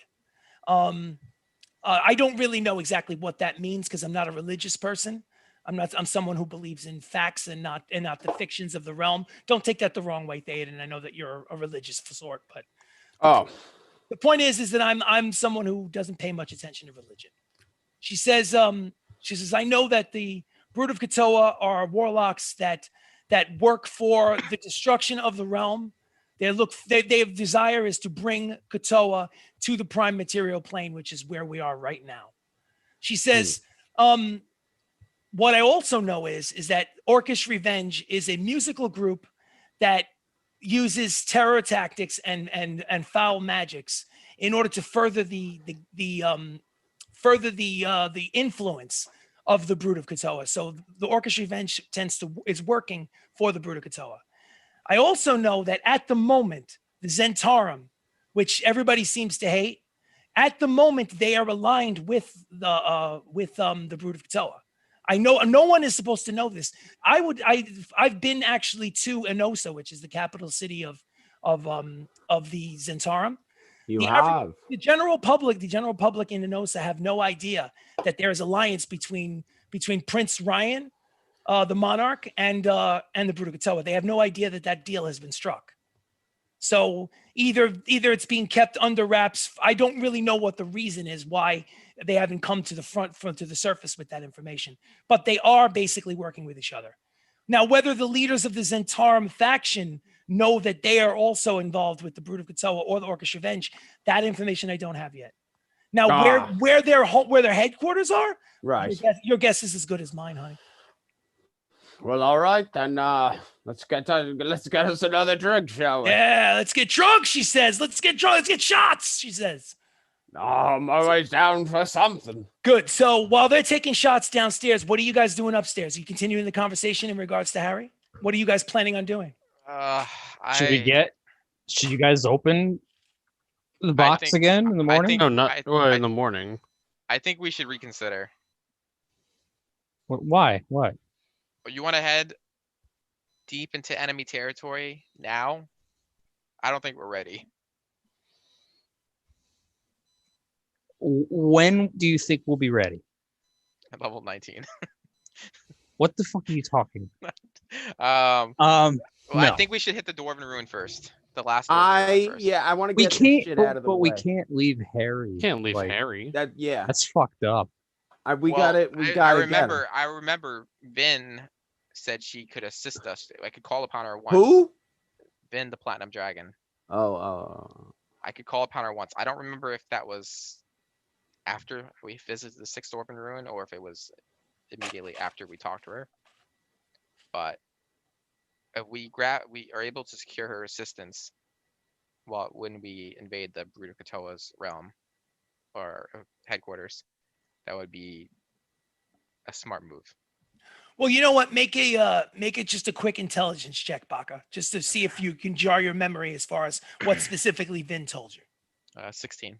With a 16, you don't remember all the details, but you have a distinct impression that she said that she needs your help in breaking the loop, whatever breaking the loop means, in regards to the last Dwarven Rune Cave, the 6th one. And that after the loop is broken, that she would be able to assist you in some way, but you guys did not discuss specifics yet. It was basically a feeling out kind of situation. I'll tell that to the group. Yeah, no problem. So you relay that to the group. Break the loop. And including you told that to Theoden as Theoden made his way upstairs. Did you bring Rexa with you, Theoden, or are you leaving her downstairs? Yeah. No, yes for which one? I brought her. Okay. I'm gonna mention this to Rexa. I want to see her reaction and opinion to what I'm saying. What do you say to her? I want to tell her what my plan was to go to the last Dwarven Ruin and free the Platinum Dragon in the loop and watch her gauge her reaction. Okay. Make an insight check. One dragon to another. Make an insight check. One dragon to another. It's 20. 30-20. With a dirty 20, I mean, she's really, really good at hiding her emotions. You're really not sure what her reaction is, even with the dirty 20. Damn. She's really good at, maybe part of that reason is because she's not actually a humanoid. It's more of a kind of magical facade. If her true form is actually a black dragon, this is just all a glamour. So she can control her reactions pretty much at a whim. So you don't, as far as without any direct questions, you didn't really get anything from that, unfortunately. Maybe I'll say my piece and then turn to Rexa and say, it's been a long time and I keep meaning to ask you this. I keep forgetting. What do you know about the Platinum Dragon? Were you around when she was active?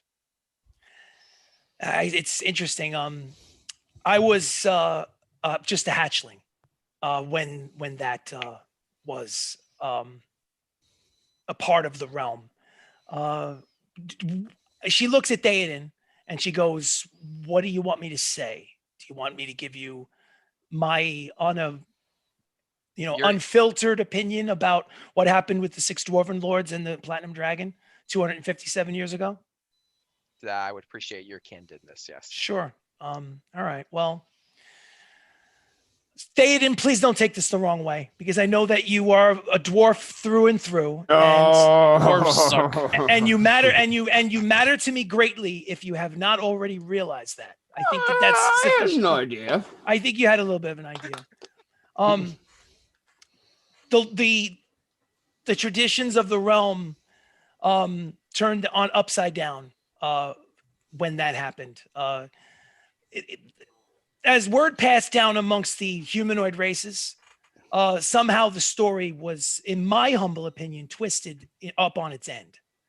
The 6 Dwarven Lords, before the 6 Dwarven Lords, there was an age of peace amongst all creatures, regardless of their size, their gender, their orientation, the color of their skin.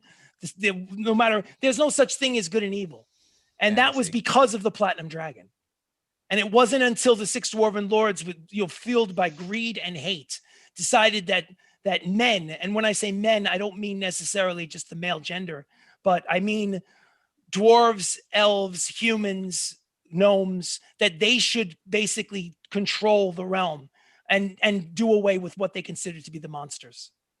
So because the victors are the ones that write the legends, and because mankind, or humanoid kind, however you want to say it, ended up winning that battle between the Dwarven Lords and the Silver Dragon, the Platinum Dragon, the true story was forgotten.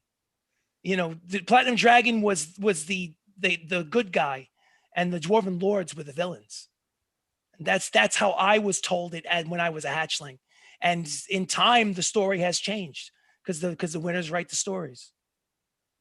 So that's basically what she says in a manner of speaking. So Now, Baka, if you'll excuse us. Uh-oh.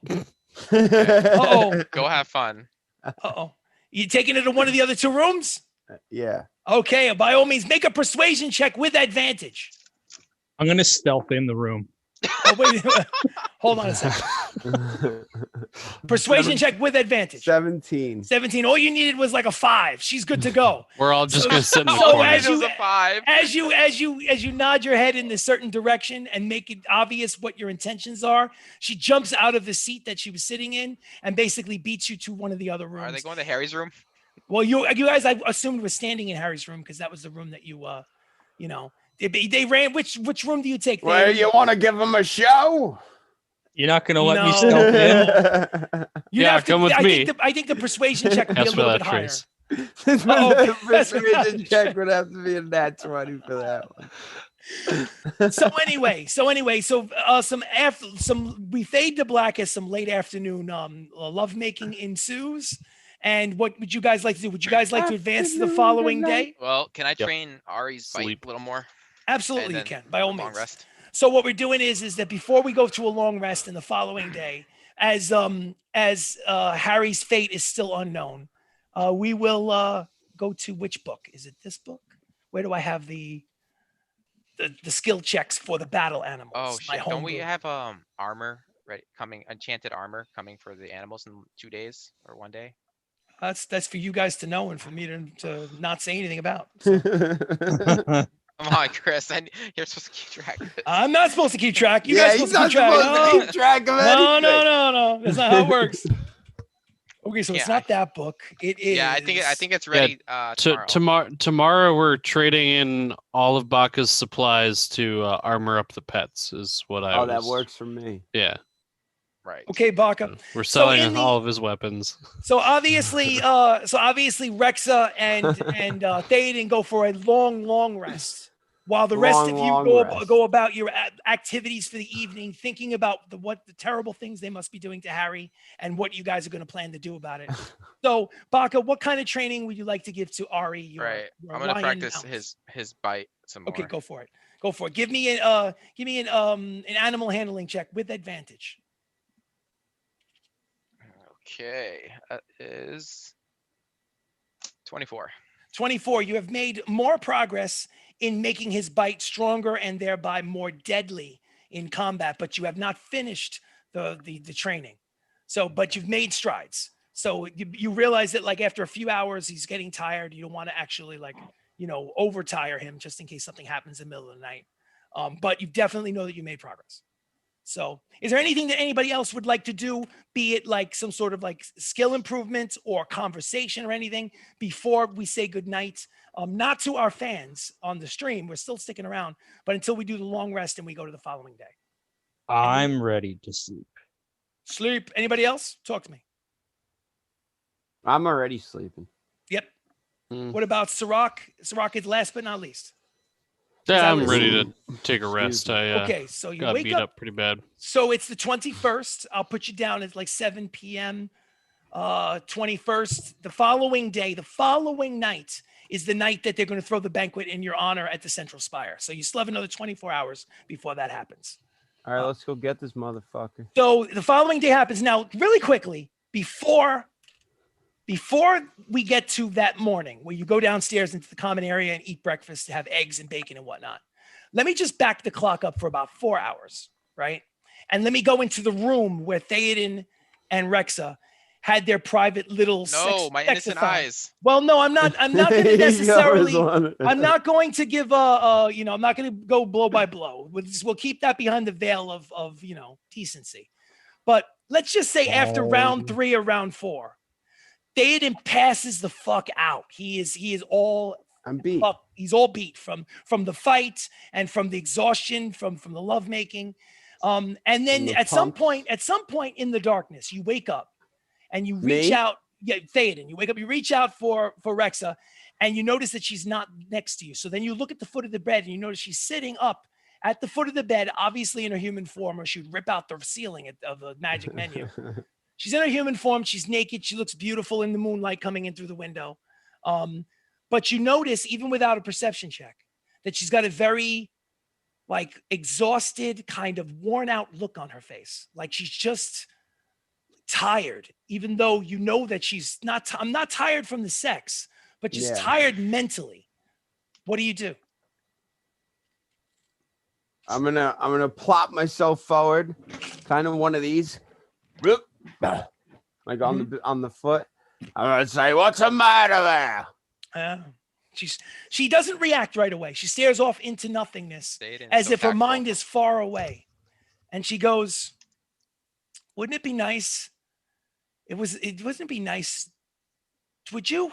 She takes a deep breath and goes, "Oh, shit.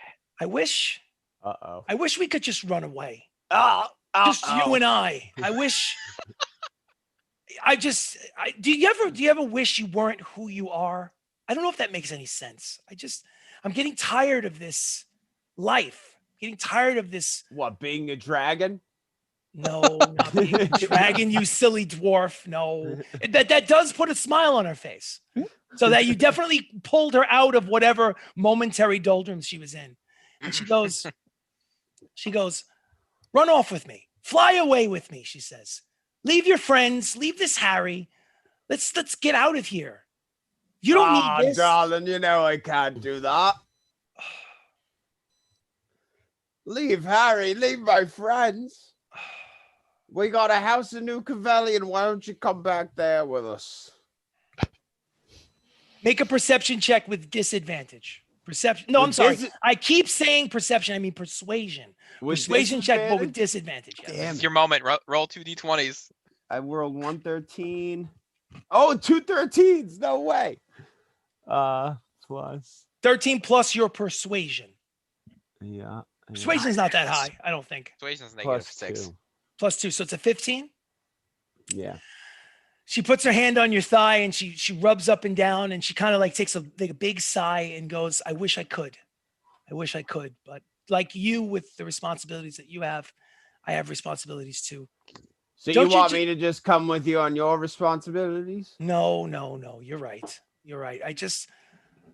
It was nice. You know what was really nice? She looks at you in the eye with the biggest smile in the world. She said, it was nice for being the good guy for once. I want to thank you for that. I really do. I'm the bad guy? No.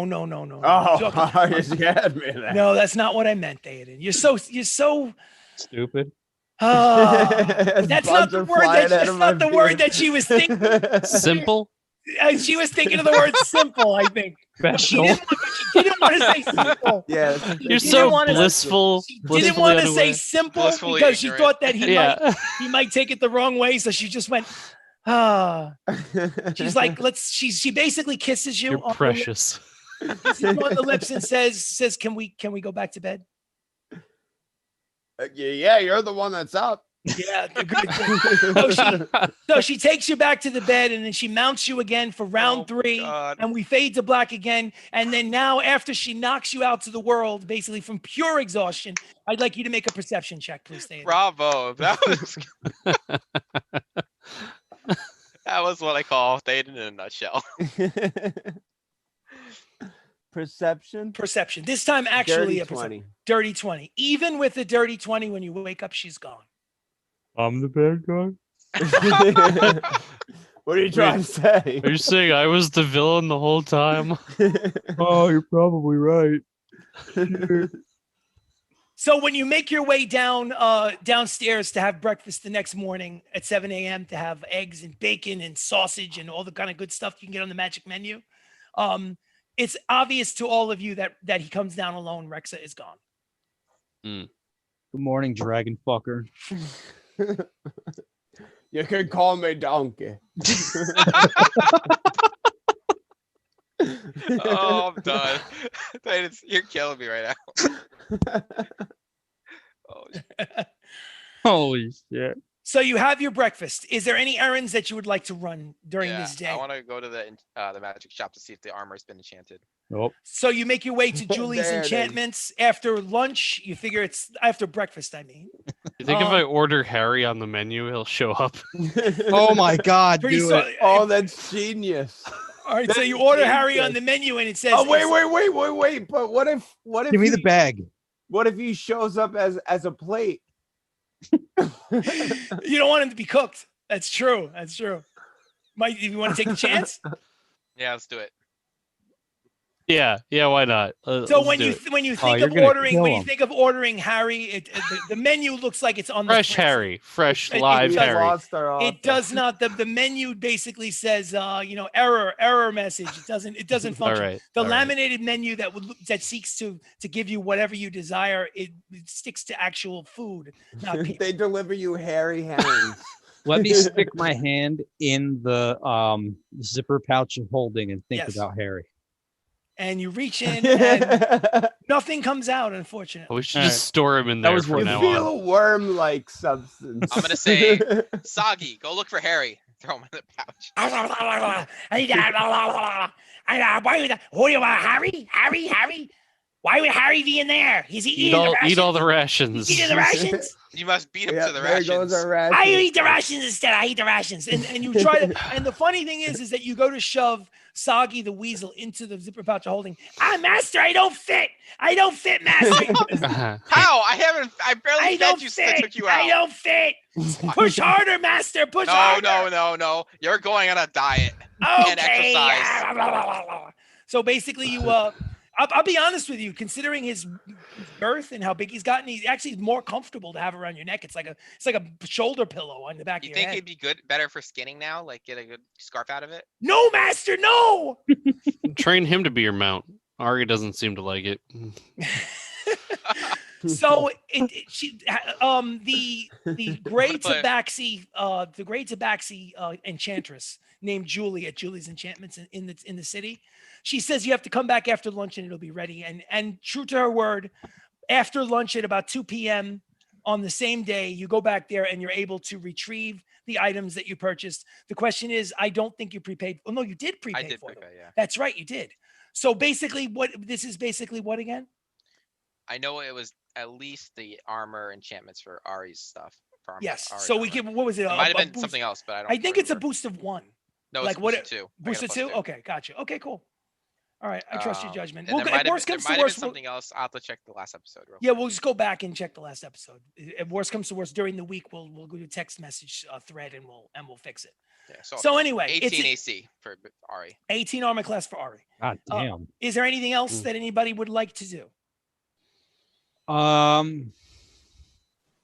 No. Okay, so the day is Oh, yours. The afternoon yes. is yours. Yes. I was just wondering, as far as like stores and stuff. I'm curious. Would the magic shop have any more of those elemental wait. gems? Oh, you could do that. I would. So you ask I love Julie if that she's got thing. elemental gem. Yeah. Do me a favor. Make an investigation roll, basically for her to see if she can find one in her back storage. Can I give her guidance? You can give her guidance. Yes, you I have can. a question. Fucking awesome. Yeah, because you're not doing it for yourself. You're guiding her. You're wishing her luck as she goes back to look for the gems. I have a question. Yes, you can. Go I for it. rolled a 4. I can't take credit for this. Brendan had texted me. Okay. I want to know if I could find a store with a whistle, a dog whistle, so Chester could blink to me whenever. Oh, okay. Why not? So I'll tell you what. What store do you think you'd like to try? Because we have. Or a you list could of just stores in learn the how to place. whistle. Complicated. Well, I mean, you could try to find a dog. Where would you go in the city to buy a dog whistle for a dog to train it? A pet store. Okay, so is there on There is a pet store. on Very good. on Baka's map, is there a pet store? Obviously, you went to one, right? Yeah, we. So Baka. without torturing your lives, it was the brass menagerie. Okay, you return to the brass Without menagerie. hurting Theoden's brain Maybe too we can much. torture your life, Chris, with more pets. No more pets. I mean, I'm going to literally banish them to New Cavalian if you buy more pets. I'm serious. I'm not look. doing it. Another parrot. I want it. Asshole. Yeah. So Tack. so now you go to the brass menagerie. You find the gray-skinned goblin with the big dirty apron on and Yeah. the shovel with the shit that he's shoveling the shit out from under the pets. And he goes, "What are you looking for?"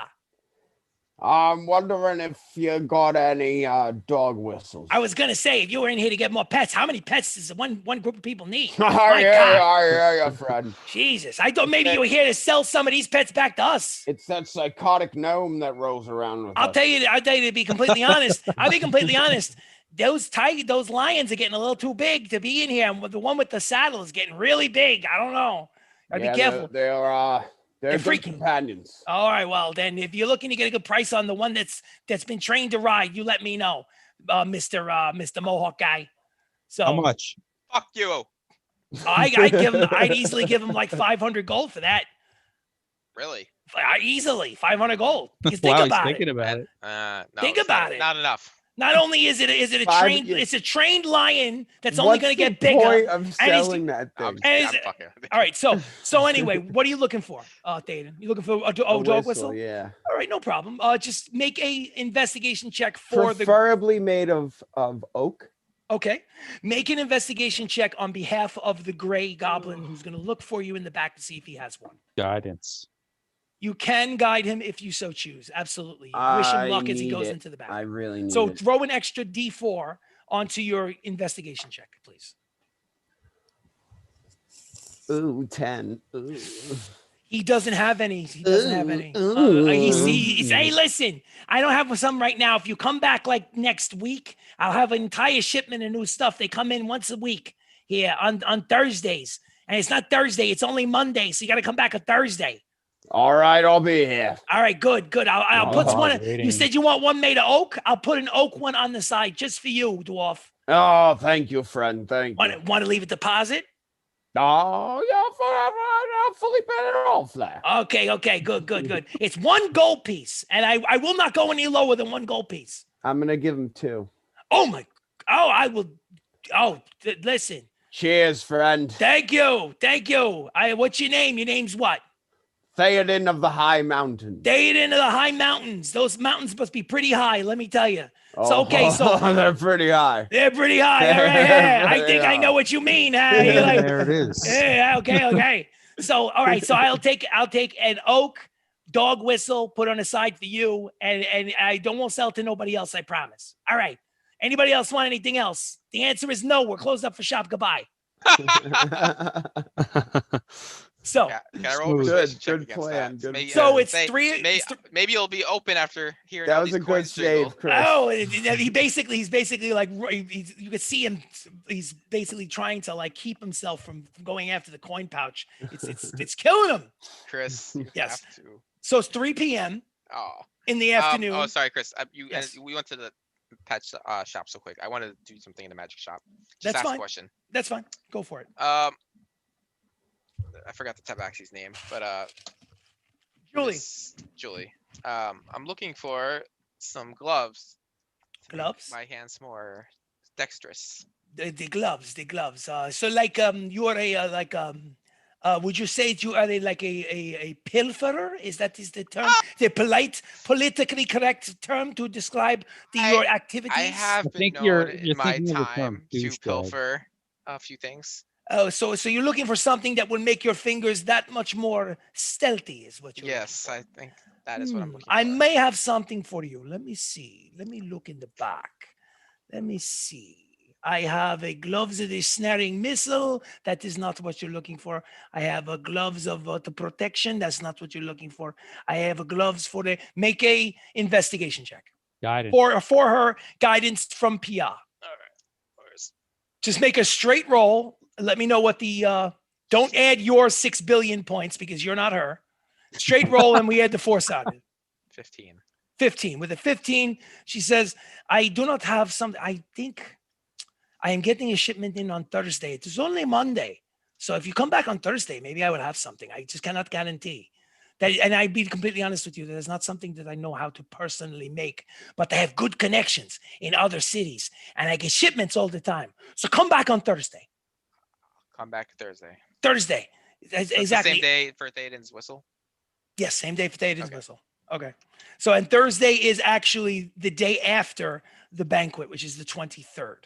23rd. Oh, we're going to Whistle. go through with that. Okay. Whistle and gloves with a question. We have to because we're stuck here because we bought more shit now. I didn't buy anything. Theoden did, and I was like, well, whatever. But I think we should probably head to the last Urban Ruin after we pick up. I think stuff on the Sirach's 23rd. leaving town. Well, don't we want to see part next before we go to the last one and just double check what? Yeah, we could just teleport him real quick with the helmet. I mean, real yeah, quick that and- take and 2 then- seconds as long yeah, as he's just still check him there. out. It's completely up to you guys. I'm open-minded. I have a chart with all these different directions and points, arrows on it and stuff. So anywhere you want to go with that crazy helm of teleportation, it's up to you guys. Let's I'm just saying talk to Parthenax. we must absolutely go to the last Urban Ruin before we go to the realm, the Brudicatoa headquarters. Well, Hope Harry's I not just- like a I was gonna vessel say, I or hope you something. guys are okay with Harry possibly being dead when we get there. Not Well, even dead. He could be a vessel for like something. You then know. we should be Too. quick. We need help. Well, you're the one that bought shit. Now we gotta wait. We don't have to wait. We can just teleport back here on Thursday.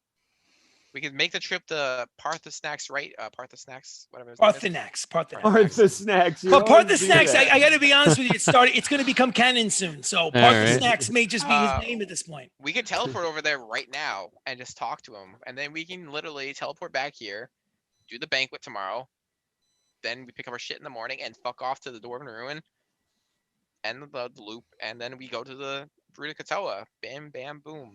That's still like 2 days. Yeah, I mean, but We A lot can't of, leave a lot Harry of for that long. That's violation can insane. happen to Harry in You- 2 days. Harry's already you been want to gone risk too going to the long. Brood of Katoa headquarters? Like, we only like survived that fight because we had the dragon on our side. We need another dragon. Well, We have to save Harry is what we need. If we wait any longer, I'm afraid it... Can I inside check this fake stop? You know what? I'm going to give him credit, man. I think if he says to me that it's an actual real Oh, cry, yeah. I'm going to believe him. No, I don't I'm not believe going to that make him shit. roll a deception check because you Oh, know there's thank you, genuine thank you. feeling there. That is No. something Theoden would do. Yeah, Inside. don't judge his acting performance. That's not cool. No, it was good. Yeah, but, come on, don't man. don't kink shame him. I want to know Don't do if it. he's actually sobbing. Okay, so make an insight check, please, and let me know what did you roll. 22. 22. Player to DM, not Theoden, but to Matt. Yeah. Was that a genuine cry from Theoden? Yeah. So it was a genuine cry from Theoden. So you know what? I'm not even believe gonna insult him with the roll. With the 23, you can tell that those are real tears. Those are Them's his real tears. Okay. Yeah. Well, Theoden, I understand you're worried, and I care a little bit about Harry as But I well. really need this stuff first. Yeah. No. I really need to make my character. I great. just think it would be foolish to go to the Brood of Katoa. Fuck you, Theoden. Foolish? Or Brendan. I think it would be foolish to go to the Brood of Katoa's headquarters without backup. You know what? He would go to the Brood of Katoa's headquarters for us alone. He would. And he would Would. die. Yeah, but you know what? He would do it. still go. I don't feel like dying yet. Bucket, you want to go? Here, I take Yeah. the cube out of the fucking pouch. We can Picklock ask it. Piper Right- to, right now, like, I bring picklock it. Fuck reinforcements. them. Like if we could borrow like some troops. All right, No, so it's they just the owe three us of us. anyway. Baka's going off. I already picklocked it. Oh, you Picklock pick lock? as You didn't well. pick lock. You're picking. I'm it now. attempting to. Okay, cool. Absolutely. Give me a lock picking God. attempt on now just to fill in the audience. This is something that looks like a slightly larger Rubik's Cube. It's got, instead of plastic tiles on each side, it's got like gems that are color coordinated. They spent their a few weeks playing with it, turning it like a Rubik's Cube, and they got it almost to where each side is exactly one color, like a solved Rubik's Cube.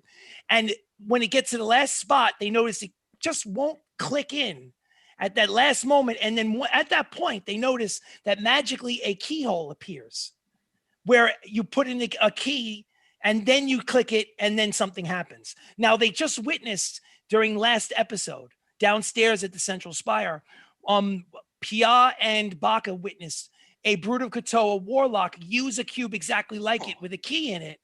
And it acted as a transportation device where it went boom, boom, and was gone. And they have no idea where he went, or at least they think they know where he went. The only difference is now is they do not have a key. So Baka is going to try to pick it to get it to go to that last turn. So go for it. Give me that roll. What did you get? 15 plus 15, 30. So it's a dirty 30. Dirty 30. Dirty 30. Okay. So he uses his finely crafted skills over years of painstaking attempts. Without the gloves of He's never seen a lock like this. This is a lock that is far beyond his normal ability. But sometimes you just get lucky. And the last tumbler goes. I'm a little insulted by that statement. Well, it's the truth is the truth. It's Man. It's the greatest lock ever made. But good news is the greatest lock ever made, and Baka picked it. So you have to think about that. Oh, Click. stroke him a little more, Chris. Yeah. So There you go, I nice need- and big. I need everyone to roll a d20. Oh, No God. modifier. Just roll a d20 and let me know what you get. Oh shit, I'm fucked. 18. Okay. Oh dear. Oh God. What'd you get, Baka? I mean, not Baka. Baka, I don't need the number from. I need from Pia. I Oh, rolled an 8. Okay. What did you get, Sirach? It's not 10. good. I rolled a 3. Oh. You don't need mine. It's probably for whoever gets sucked in, honestly. Oh, you think so, huh? Oh, shit. It's whoever gets repelled. Oh, I really hope you didn't break it. Okay, You broke it. here we go. Mm. So, PR rolled an 8. Baka rolled a 3. Theoden rolled a 18. Sirach rolled a 10, I think. Is that correct? Yep. Fuck. Okay, so what I was doing was I was separating between 1 to 9 and 10 to 20 is what I was separating in order to determine at random who was standing close enough to who when he happened to trigger the mechanism. As it turns out, the 3 and the 8s were close to each other. So when Baka turned the key, Pia was within just enough distance where the effect of the thing went shoom, shoom. And all of a sudden, Baka and Pia disappear from the room, leaving Sirach God and damn Theoden behind. Oh And boy. that's where we'll pick up next week's episode. Right? Guess there. what, Theoden? We're going to the cave. Yeah, this is pretty nice, right? We're gonna get rich. That's my dex bonus. Fuck, I'm gonna kill you. Damn, that it's all was up to epi- us that- now, baby. That was Oh, episode no. 30 of Shenanigans ttRPG. We are Shenanigans. We play Dungeons and Dragons. Yes. So where we pick it It's up your next fault, time- guys. So temporarily, No. You Okay. picked it. Ours. by all Yeah, means, you're the continue. one that picked it. Oh, I said let's do this and this and this. You're like, no, we gotta go get Harry now. We do have I'm to gonna get cry Harry. if I don't That's get what we're going Harry. to do. And I Yeah, go. but we didn't tell you to pick the lock now. You Yes. decided to do that. Well, Episode 30. Oh, Episode 31, the Episode- end of the end of the campaign, as they go in separate directions and get killed in both areas because they're not strong enough either place to deal with the two-man teams. Congratulations, guys! Awesome. I have to figure out. was my line with me? We've done it. Okay, you know what? I will make the roll good for the. I'll question. make the roll for the lion. Hold on. No, me and Theoden get all the animals. Yeah, we won. We won the game. Oh shit! Ari Me is with Sirach Theoden won and Sirach. D&D. Yes. Hold on, wait a minute. Ari's with We're Theoden just and going Sirach. back to the house and chilling. Chester is with Theoden and Sirach. Oh, I wanted Chester. I'm sorry, dude. All of the well, hold on a second. Chester, Ari, Alistair are still in the room. So far, only Pia was pulled into the Nice. this is and now I'm gonna fucked roll up. for Tora.